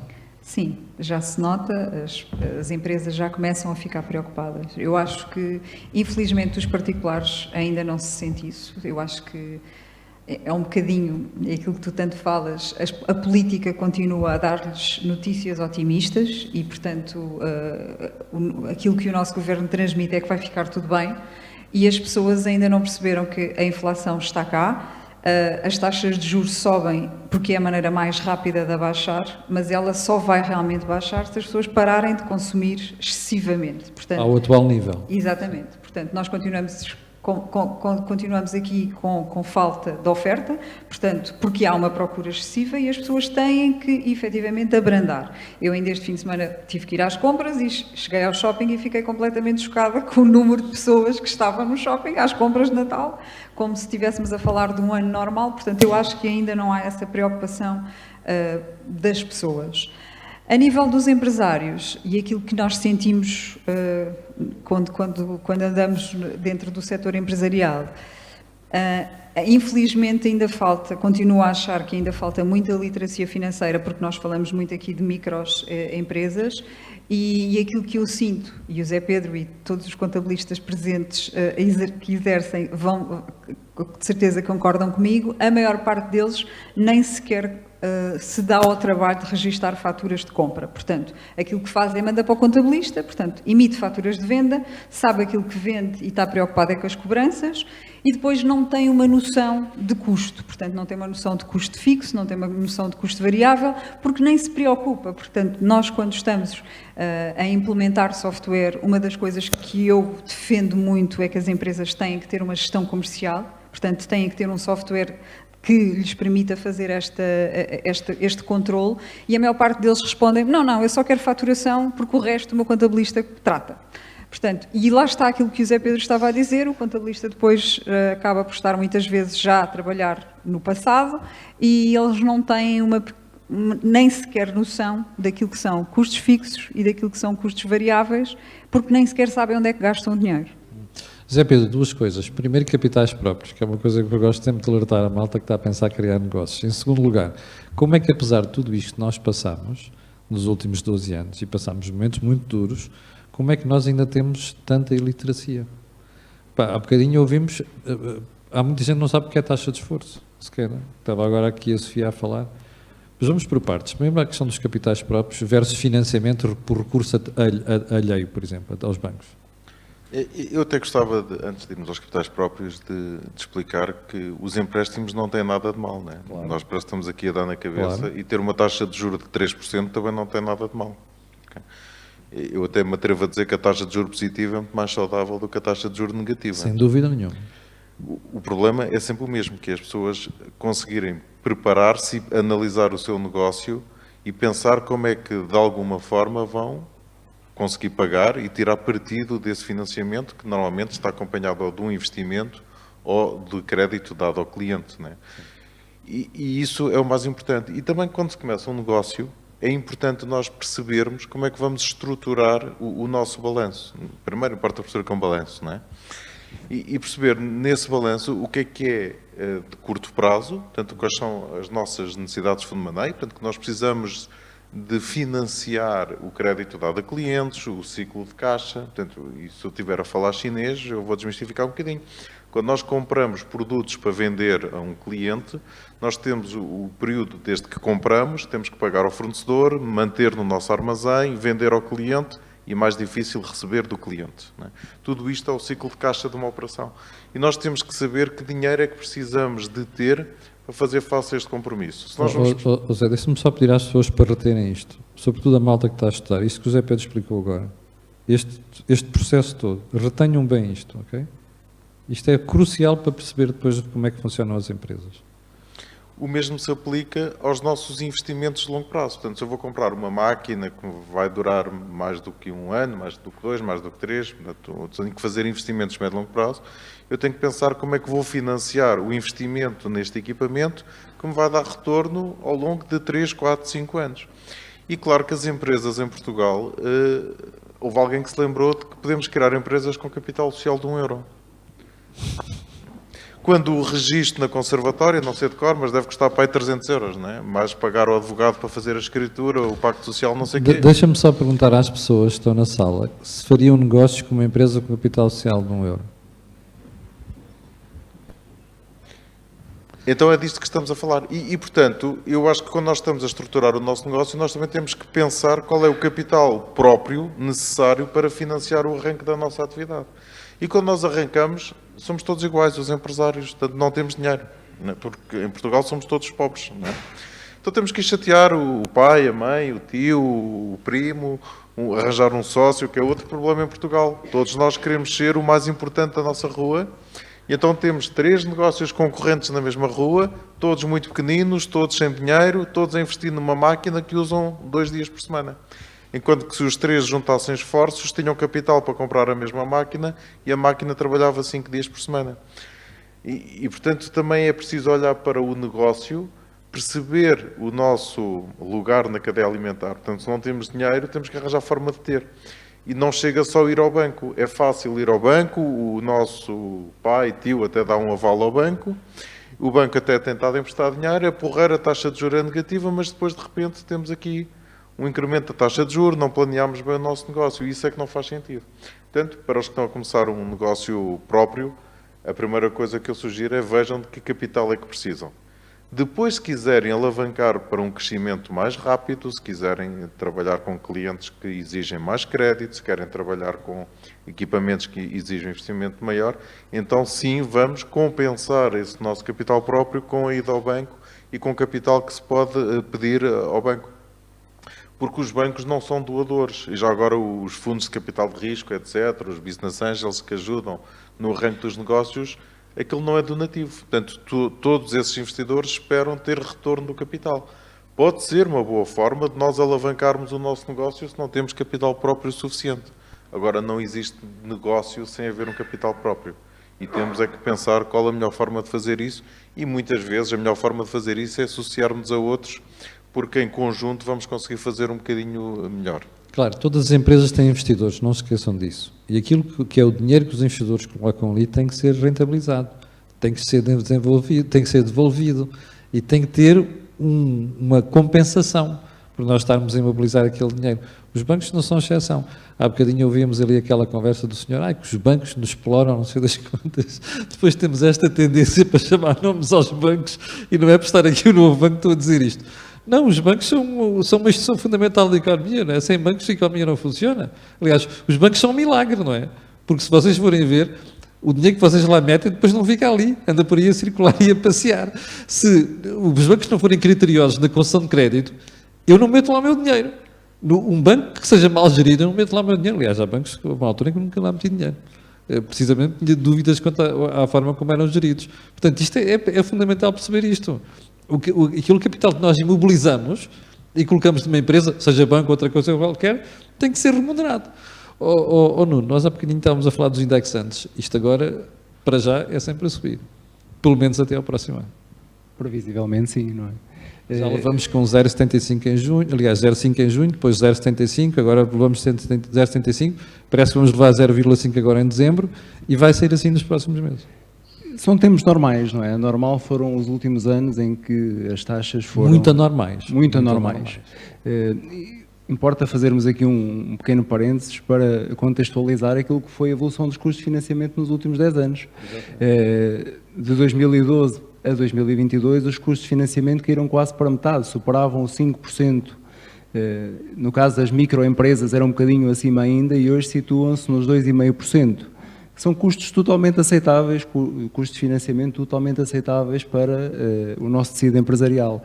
Para além disso, a pressão financeira que é medida pelos gastos de financiamento sobre os EBITDAs que as empresas geram, ou seja, a componente de EBITDA que é alocada a suportar os gastos de financiamento, também reduziu de uma forma brutal nos últimos 10 anos. Portanto, falávamos de 35% em 2011, ultrapassou os 40% em 2012 e hoje está nos 11%.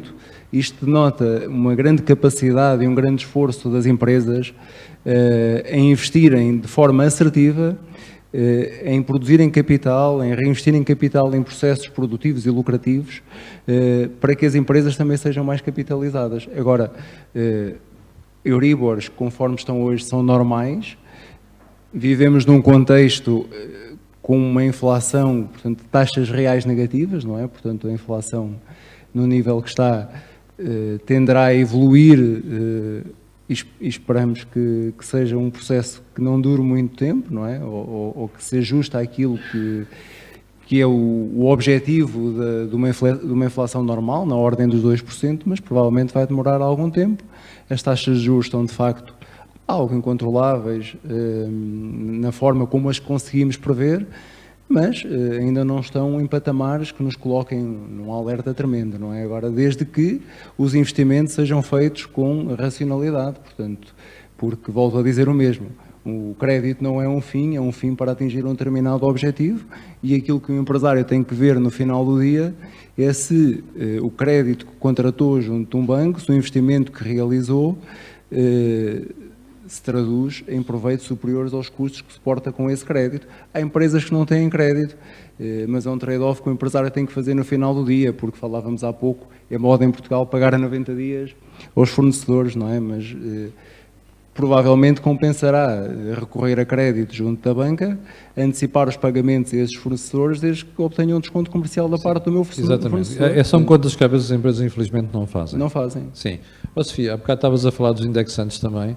Nós há um ano, há exatamente um ano, ou melhor, há um ano e um mês, tínhamos o Euribor a 12 meses a menos 0,47%. Agora está a 2,8%. Onde é que vai estar no próximo ano?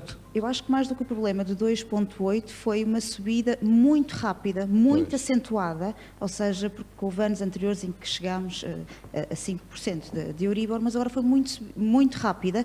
Mas pior que tudo, as pessoas vinham de uma coisa que se chamou moratória, habituaram-se a não pagar. Ou seja, tiveram ali um ano em que não pagaram casa, não pagaram carros, não pagaram nada. Não pagaram nada, ou seja, nunca houve tanto dinheiro a circular. Depois, para além disso, as pessoas o que é que fizeram? Bem, estamos em casa, estamos fechados em casa, a casa é pequenina, um T2, isto não serve, não tem varanda, compraram um T3 ou um T4, com varanda e quintal ou uma moradia. Agora, de repente, vêem-se a ter que pagar.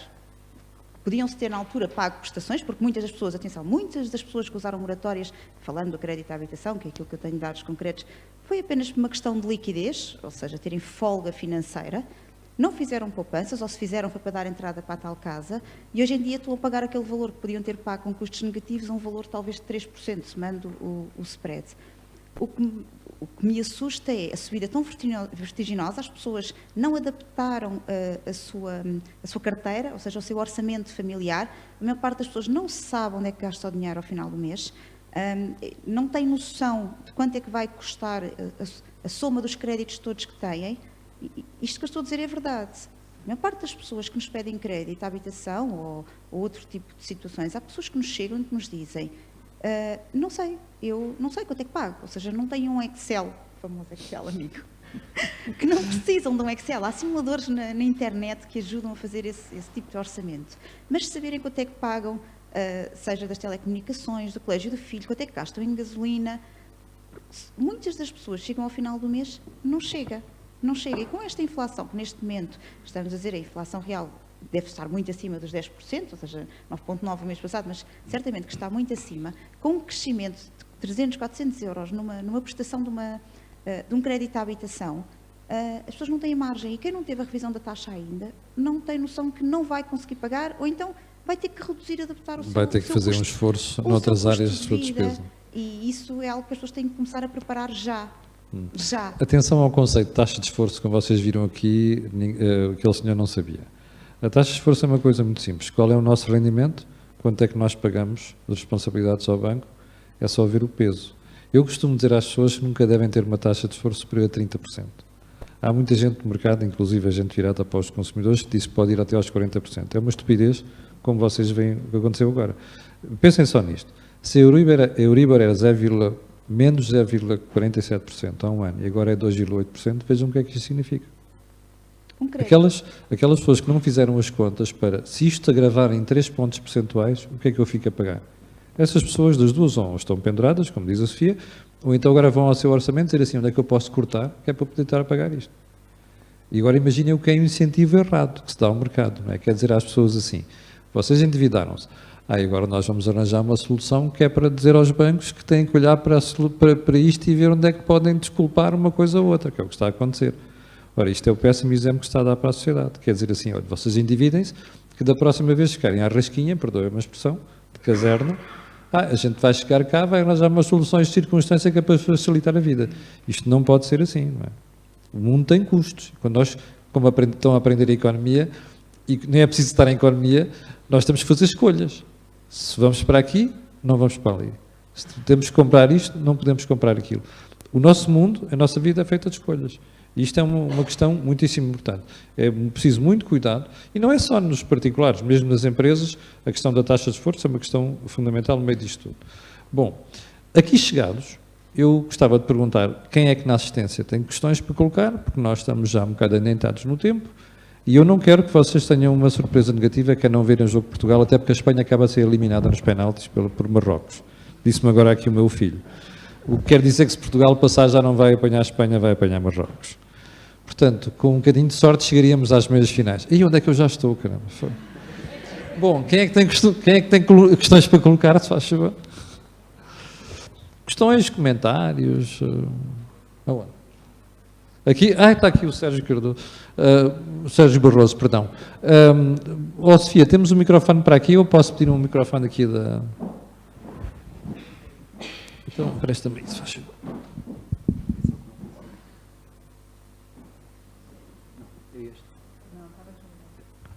Já está. Tá. Muito obrigado. Boa tarde a todos. Em primeiro lugar, agradecer à Corporate Talks e aos stakeholders desta ideia magnífica, que tenho acompanhado em streaming e que hoje tive o prazer de assistir ao vivo. Muito obrigado pela vossa presença, de certeza que vai enriquecer os nossos empresários da região e também, principalmente, os meus e os nossos alunos que aqui estão presentes. Só 2 ou 3 questões. A primeira, o software, 3º ano do curso de Gestão de Empresas e de Contabilidade, software de gestão em todas as suas componentes, desde a contabilidade à gestão comercial, por acaso sou o docente com um colega e que apresentamos essas aplicações, porque é fundamental. É fundamental. Peço desculpa. E todos fazem faturas, notas de crédito, abrem séries, criam controlam clientes... Controlam stocks, e exportam safts, fazem o registro de contabilista, processam salários. É fundamental. É fundamental. A segunda questão... Agora perdi a cábula, mas já aqui está. 2 questões têm a ver com a taxa de juros. Nas minhas outras atribuições, também sou contabilista de profissão, e choca-me um bocado perceber que 2009 e 2010 nós aprendemos tanta coisa que já sabemos o que é um spread, que era uma coisa que nós não sabíamos, mas ainda não conseguimos aprender o que é uma TAEG. Pois é. Que não falámos hoje ainda, saiu ali no Vox Pop, mas não falámos disso. E é surpreendente como é que as pessoas continuam, e os empresários, continuam a olhar para os financiamentos e para o spread, ficam todos contentes quando veem um spread de 0,9, 0,95, ou como um concorrente do Novo Banco, aqui há uns anos atrás, em plena crise, publicitava, já fazia a 0,275, e depois esse mesmo banco apresenta uma proposta em que a TAEG desse financiamento com esse spread era 3.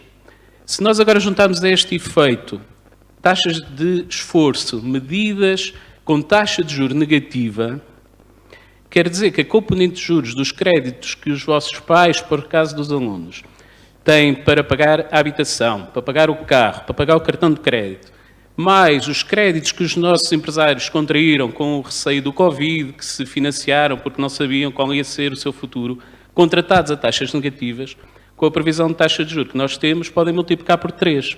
No outro dia, a fazer o orçamento de uma instituição sem fins lucrativos, o nosso orçamento multiplicava o juro suportado no próximo exercício por 3. Agora vão lá à vossa casa, peçam ao vosso pai para ver o crédito, se ele vos deixar ver a prestação, e pelo menos deem-lhe essa leitura. O teu crédito, no mês de dezembro ou janeiro, vai aumentar 3 vezes nesta componente do juro. E eu acho que esta percepção falta a muitos empresários e a muitos de nós particulares que tínhamos o crédito fácil porque o spread era baixíssimo. Sim, mas até a AEG já era de 3. Obrigado. Muito obrigado. Sérgio, aqui na plateia, ali em cima. Xana, pode fazer chegar o microfone ali em cima, já agora? Muito obrigado. Belíssima intervenção, Sérgio, a alertar para estas questões da TAEG. Por acaso ainda não tínhamos tocado nisso. Quer dizer, tínhamos tocado ou falámos de custo de financiamento total, é verdade. Bem, boa tarde. O meu nome é Francisco Barros, eu tenho uma microempresa, eu não sou da área da empresarial, quer dizer, a minha profissão foi da área de engenharia, e depois decidi, por causa de questões familiares, fui para Portugal. E tenho uma microempresa. Eu queria dizer o seguinte, na experiência toda que eu vivi nestes 10 anos, cheguei a uma conclusão muito importante, que é o conhecimento. O conhecimento é a maior vacina que eu encontrei para lidar com todos os partners e interfaces que nós temos. Contabilistas, bancários, etc. Porquê? Porque nós todos temos os nossos próprios interesses. E nós todos visamos o lucro e os resultados positivos para as nossas empresas. E por vezes colidem os interesses. Eu falo por mim e comparando aqui algumas coisas, algumas realidades. Uma delas é a relação de confiança banco-cliente final. Degradou-se. Ponto final. E eu explico porquê. Mesmo hoje fala-se aqui e tenho o meu gestor de conta, que hoje chama-se Joaquim e amanhã chama Manuel. Por questões internas das organizações, há rotações de pessoas. Mas há aqui uma questão. E isto, atenção, eu não vou ser explícito por questões de respeito. Não digo as instituições, mas são as questões que a gente conhece na praça. E depois dizemos que queremos reforçar esse clima de confiança entre cliente e instituição. Ora, isto não cola. Tenho paciência, não cola. Em relação à parte do risco e do financiamento, é a mesma coisa. Eu, por acaso, estava numa conversa há tempos com um gestor de uma outra conta, e a certa altura dizia-me o seguinte: olha, há aqui alguns empresários não precisam de dinheiro, mas aproveitam a onda. Há aqui umas linhas de crédito, bonificadas, etc., e metem lá o dinheiro guardado, porque o dinheiro fica, o custo desse capital é baixo. E depois, quando vier a oportunidade de negócio, avançam. Ora, é uma estratégia. Ora, isto normalmente nas escolas não se aprende. Nós temos que dizer, pá, cuidado com a utilização de dinheiro, isto é liquidez, etc. Ou seja, em suma, para não alongar muito, nós temos que desenvolver cada vez mais conhecimentos, que são essas as vacinas que a gente vai encontrar para o mundo real. Obrigado. Pois é, muito obrigado. Isto foi uma belíssima intervenção. Estão a ver porque é que a gente faz isto? Que é para tentar aproximar vocês daquilo que é a vida empresarial. E também levar um bocadinho à vez de realismo a quem está do outro lado e que acaba por ter empresas e dirigir empresas. Um bom contabilista eu conheço. Pronto. Não muda também? Ok. Vou passar aqui um aluno, está bem? Estávamos aqui a estejar uma disputa por clientes, não sei se repararam. Bem, boa tarde. Antes de mais, não sou aluno. Não, não há problema. Pronto, sou um jovem empresário. Aproxima o microfone, só achou. Ok, peço desculpa. Temos pessoas a verem em streaming. Ok. Sou um jovem empresário.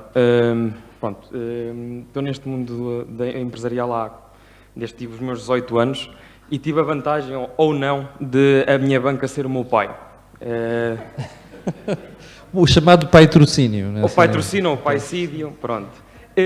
E há aqui uma questão que eu, desde cedo, fui obrigado a entrar no mundo empresarial e tive que abdicar um pouco do ensino superior, por outros motivos, devido aos incêndios de outubro e tudo, que tive que tomar decisões.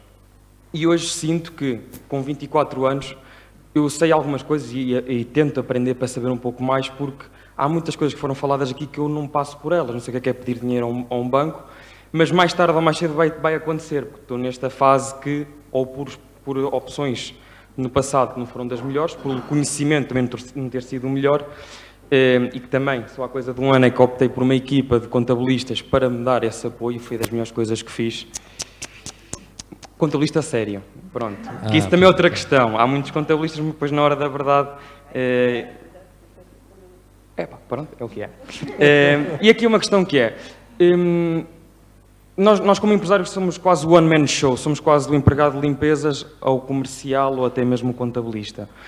E acho que nós também, para falarmos com um contabilista, e estamos a falar da questão do conhecimento, eu sinto que como empresário não tenho esse conhecimento e gostava de saber um pouco mais. Só que também não tenho tempo, devido à parte comercial, em ir para o ensino superior e queria saber que tipo de livros ou que tipo de ferramentas que eu posso adquirir nos meus tempos livres para aprender daquela parte de contabilista, financeiro, há um pouco também de economia, para também saber um pouco mais, porque acho que também isso é importante, o querer saber para também, de certa forma, não nos passarem por, desculpem a expressão, por burros, e nós empresários também, é tanta área que acho que sabemos um pouco de tudo, também vai-nos melhorar e no nosso negócio para termos um bocadinho mais noção. E era isso. Pronto.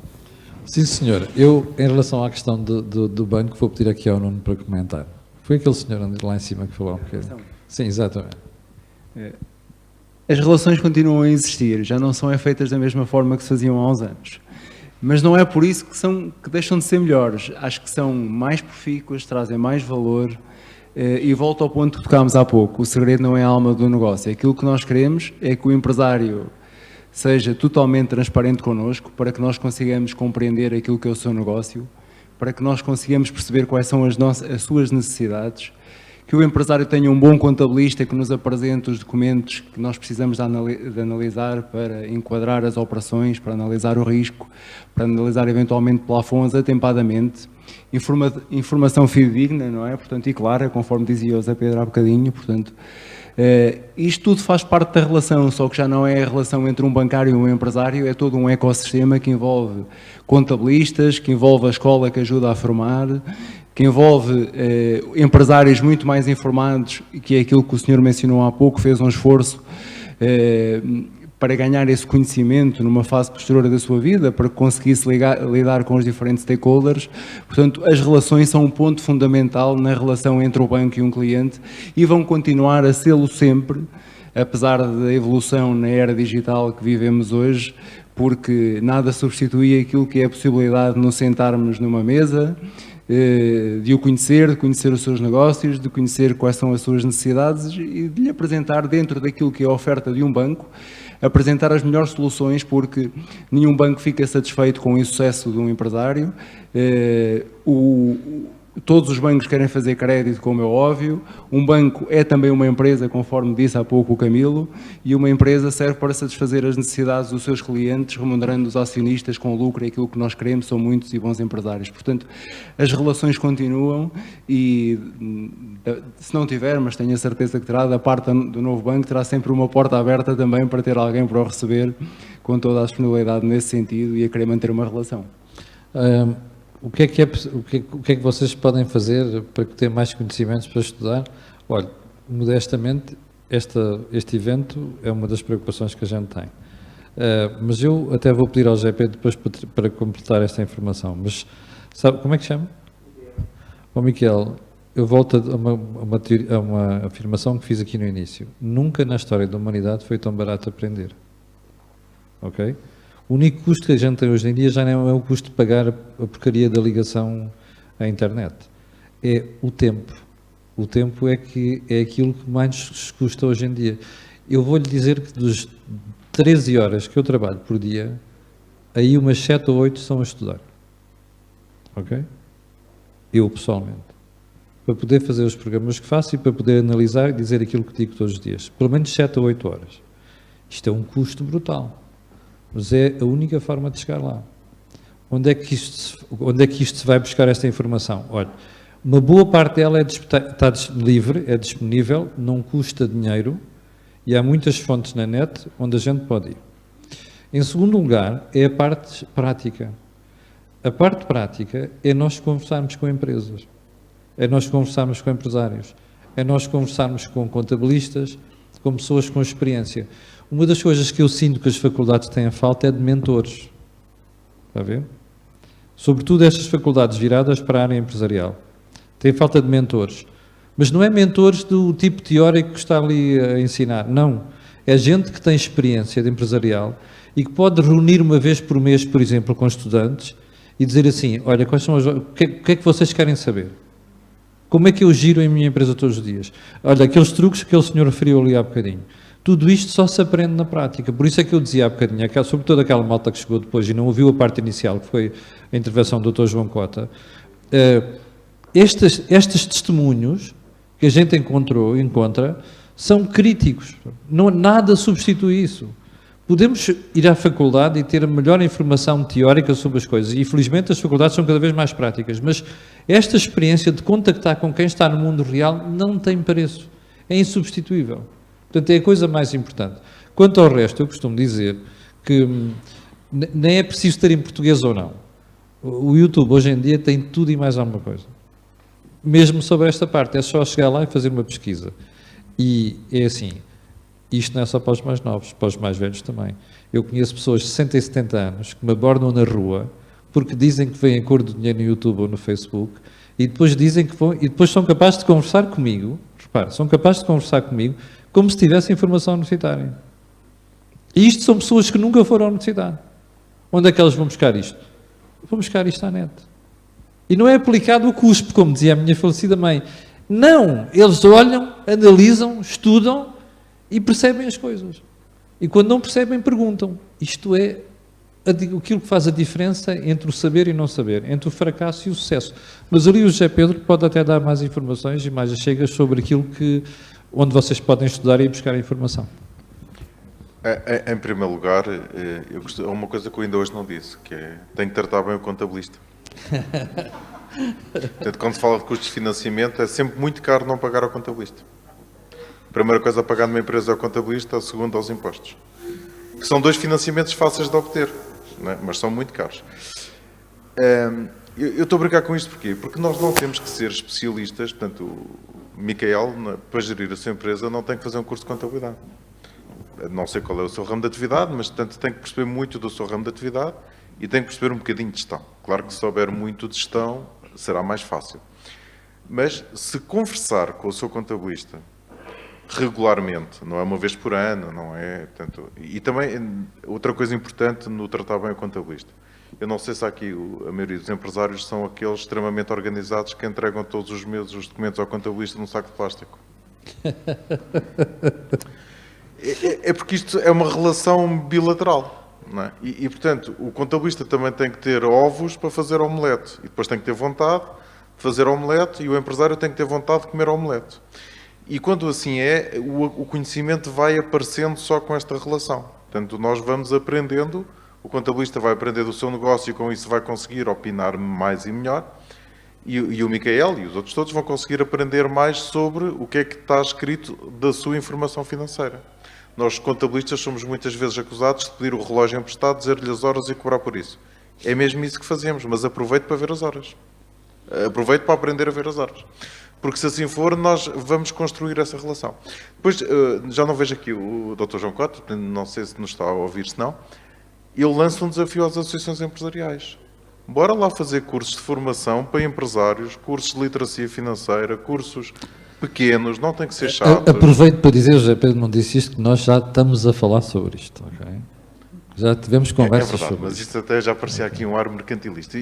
Claro que se for connosco é melhor, mas a ideia é que se leve conhecimento aos empresários e que não seja de uma forma chata e aborrecida. Portanto, não é preciso cursos em que vamos aprender a fazer contabilidade.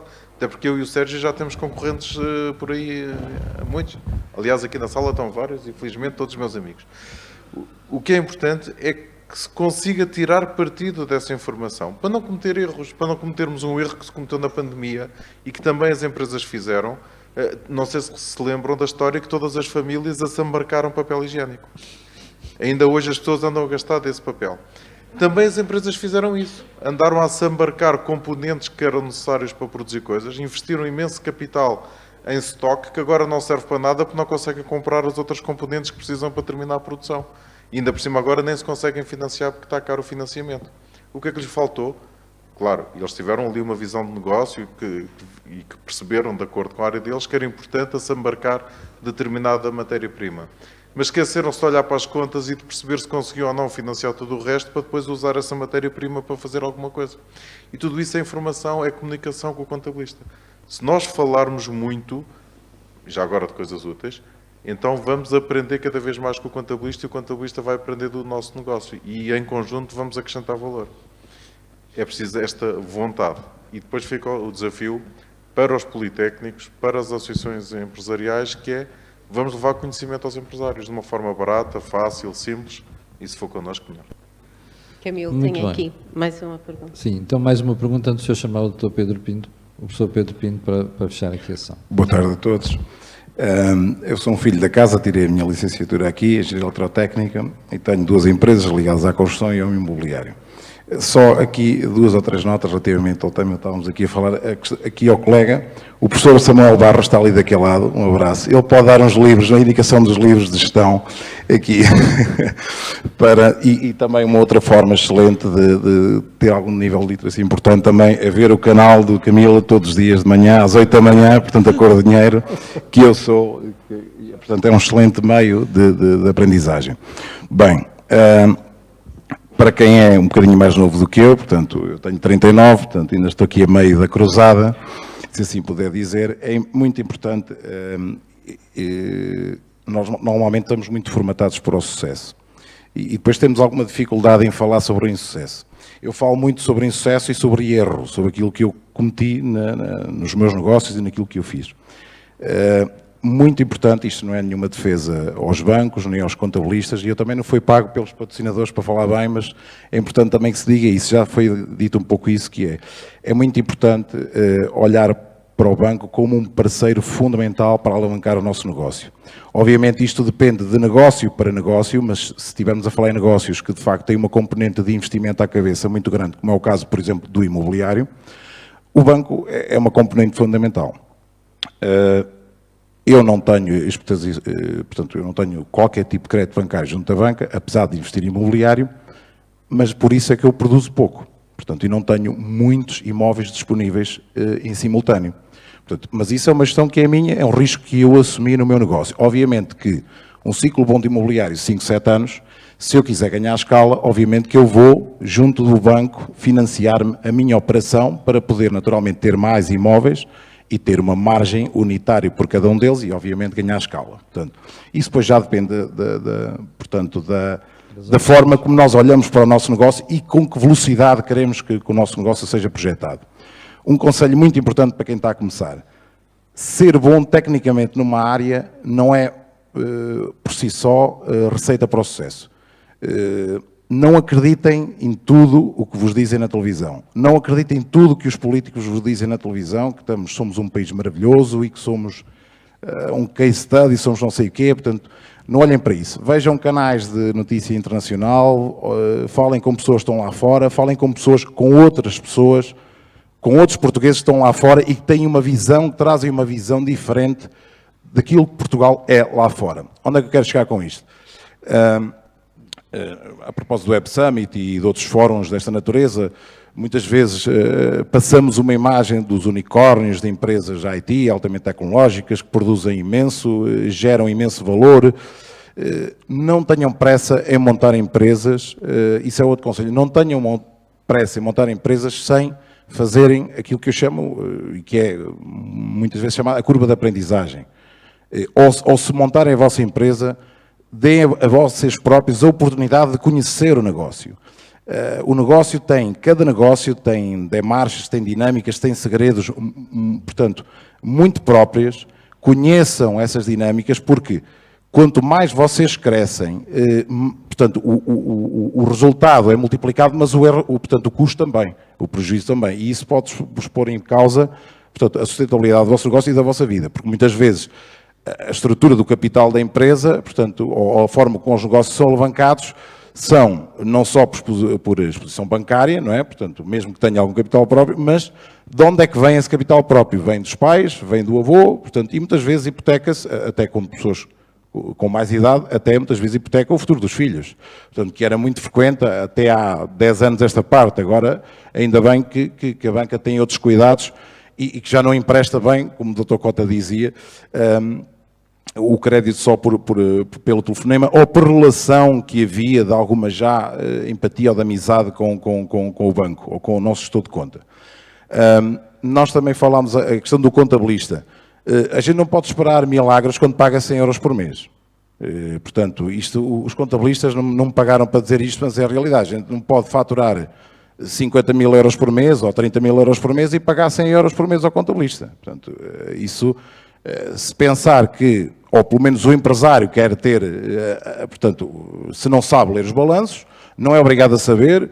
Eu, depois de fazer bacharel, licenciatura, pós-graduação, mestrado e depois o curso de formação de empresários e fazer o MBA, ainda hoje tenho dificuldade em ler aquilo que aquilo é entregável, não é? Portanto, aquilo nem com molho de tomate vai, quer dizer, aquilo é difícil, ponto. E eu tirei um MBA e até fui bom aluno naquela coisa, mas aquilo é difícil ler, ponto final. E vou ter que ir outra vez para o banco da escola, aprender a dominar aquilo, porque eu tenho que dominar aquilo de alguma maneira. Portanto, agora, é importante que pelo menos, eu digo sempre isto, que a gente tenha o conhecimento básico suficiente para ter a capacidade de questionar. Pelo menos saber fazer perguntas. Quando a gente não sabe nada, nem sabe fazer perguntas, não questiona. Portanto, isto é transversal à contabilidade, é transversal ao direito, portanto, é transversal, portanto, isto porque são as áreas que naturalmente nós precisamos de ter algum nível de conhecimento sobre, independentemente do setor de atividade onde nós estamos a trabalhar. Portanto, e isso é fundamental da forma que nós olhamos para o negócio de uma forma 360. Portanto, a técnica não é só importante, não é só eu ser o melhor programador informático. E há casos no nosso país, Portugal então é um excelente exemplo disso, de empresas que crescem a uma velocidade alucinante e depois que morrem. Há iDreams, do António da Câmara e N de empresas que não se conseguiram aguentar porque cresceram de uma forma exponencial e não conseguiram aguentar esse crescimento. Portanto, não acreditem em tudo que os consultores vos dizem, porque nós muitas vezes, até há 10, 15 anos atrás, vendeu-se muito aquela ideia da diversificação de negócios.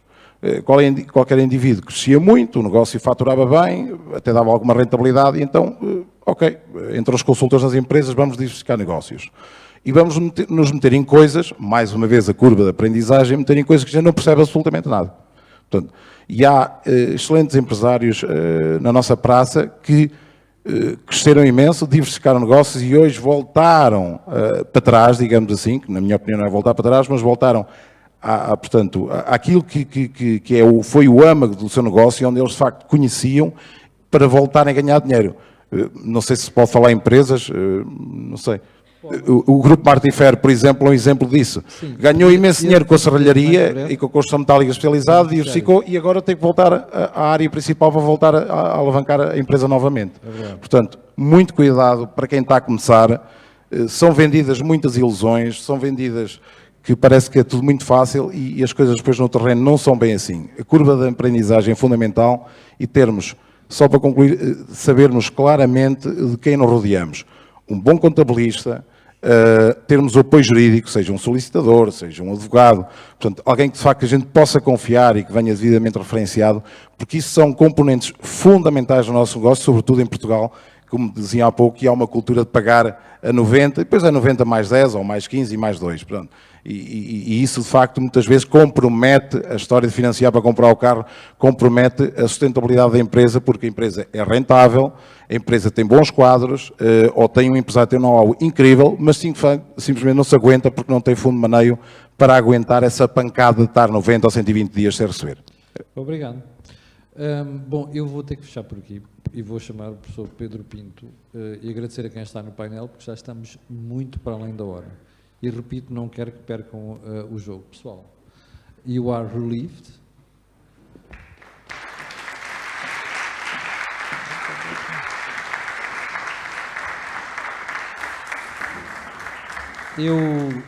O professor Pedro Pinto trazia um slide que eu pedi para, se possível, não apresentar, por uma razão muito simples, é que não estamos a conseguir passar isto para o streaming e há muitas pessoas a verem em streaming. Mas eu acho que, a forma como o professor há bocado me explicou o que ia dizer, eu acho que é perfeitamente entendível, mesmo que não haja solução visual. Sr. Professor, por favor. Ok. Muito obrigado. Bem, eu acho que aquilo que falamos hoje prende-se com a assimetria de informação. E à luz da teoria da agência, a assimetria de informação gera custos de agência. Custos esses que se repercutem necessariamente nas fontes de financiamento. Portanto, quanto maiores forem os custos ou a assimetria de informação, maiores serão os custos da agência, maiores serão os custos de financiamento que a empresa suporta. Falamos aqui muito de fontes de financiamento, falamos de fontes de financiamento, nomeadamente de capital alheio. Não devemos esquecer o custo dos capitais próprios. E se olharmos para um balanço, aquilo que temos do lado direito do balanço são fontes de financiamento. Fontes de financiamento que, quer a nível dos capitais alheios, quer ao nível dos capitais próprios, têm um custo. E poder, por essa via, determinar aquilo que é o custo médio ponderado das fontes de financiamento. Aquilo que dá suporte às aplicações de fundos que estão no lado esquerdo do balanço, no nosso ativo, que geram um determinado resultado. Podíamos perguntar que resultado. Possivelmente o EBIT, o resultado operacional. Se pegarmos nesse resultado operacional, se for para remunerar o ativo, ou se quiserem, a totalidade das fontes de financiamento, temos, olhando para o balanço, podemos balancear a rendibilidade proporcionada pelo ativo versus o custo médio ponderado das fontes que suportam este mesmo ativo. E temos, portanto, aqui um diferencial ou um spread entre a rendibilidade gerada e o custo médio ponderado do capital para gerar essa rendibilidade. E a empresa só cria valor se a rendibilidade proporcionada ao capital mas investido for maior do que o custo médio ponderado do capital. E esta análise muitas vezes não é feita. E olhamos muito, como há um pouco disso, para as fontes de financiamento do capital alheio e ignoramos o custo dos capitais próprios. Os custos dos capitais próprios muitas vezes é superior ao custo dos capitais alheios pelo risco inerente que tem. Portanto, é neste balancear entre a rendibilidade proporcionada ao capital mas investido versus custo médio ponderado do capital mas investido que devemos fazer a análise e que devemos enquadrar esta análise das fontes de financiamento. E, portanto, como há um pouco disso, muito dos custos das fontes de financiamento decorrem da assimetria de informação que geram um custo de agência e oneram, como foi dito aqui pelos intervenientes, as fontes de financiamento da empresa. Portanto, se pudermos diminuir ou eliminar as assimetrias de informação, estamos a diminuir os custos da agência e estamos a diminuir os custos de financiamento das empresas. Portanto, para fechar mesmo, é fundamental haver cada vez mais uma informação fidedigna entre os vários agentes, os vários stakeholders no seio da empresa. E era só. Muito obrigado.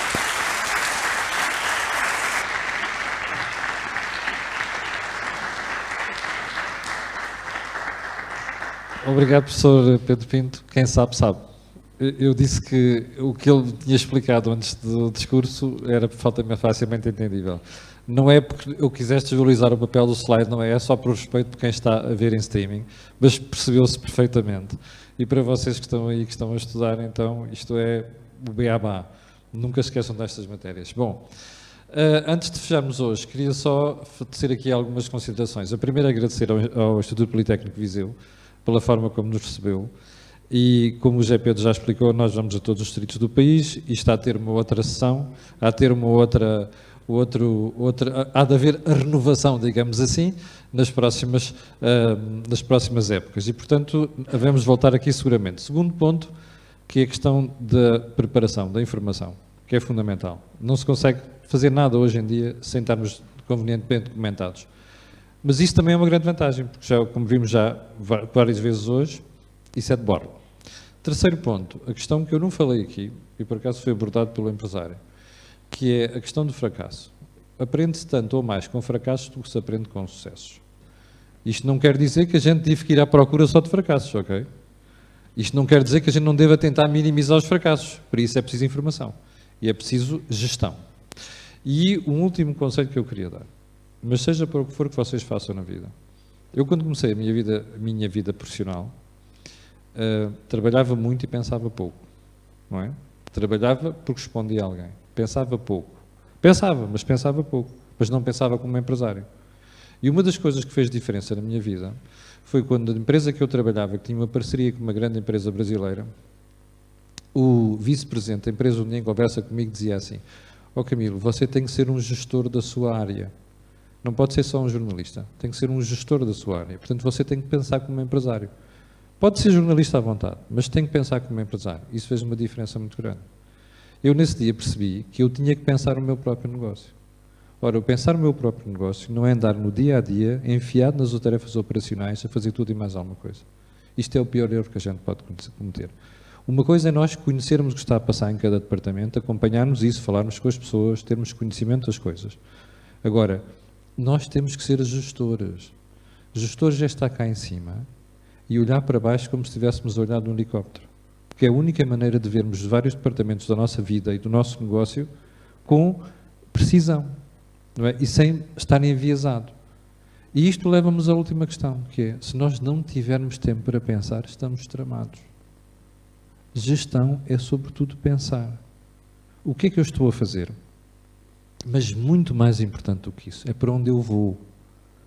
Porque isto é como a faculdade, não é? Eu, quando dava aulas na faculdade, às vezes dava uma aula e explicava as coisas, depois na aula seguinte era uma aula prática. E depois começava as aulas assim: olha, vocês lembram-se que nós dissemos na última aula? E pedia sempre a um aluno para dizer: e qual é a sua opinião? E quando ia para o segundo aluno, ele dizia assim: eu sou da opinião daquele. E a sua opinião vale zero. Ah, vale zero? Claro, você não acrescentou nada àquilo. Repara, você está em concorrência com ele.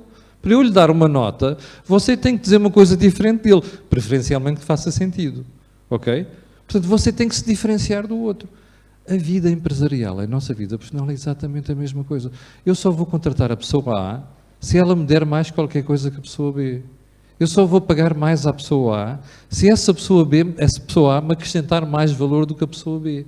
A nossa vida é feita disto. E quando nós perdemos o foco nisto, estamos tramados. Se quiserem linguagem corrente que se diz nas faculdades, estamos lixados. E é isso que a gente não pode dar ao luxo de fazer. Mas isto, a coisa mais importante está aqui na cabeça, não é? É isto que nos leva a transformar a nossa vida, é isto que nos leva a transformar um problema numa oportunidade, e é isto que nos leva a criar valor. E nunca esqueçam deste pormenor. A criação de valor é o objetivo último de uma empresa. E isto é um conceito que vocês têm que levar muito bem sabidinho da faculdade. Portanto, nunca percam esta relação com a vida empresarial, que é a coisa mais importante. Mais uma vez, muito obrigado a todos e até à próxima ocasião. E agora vamos ver o futebol.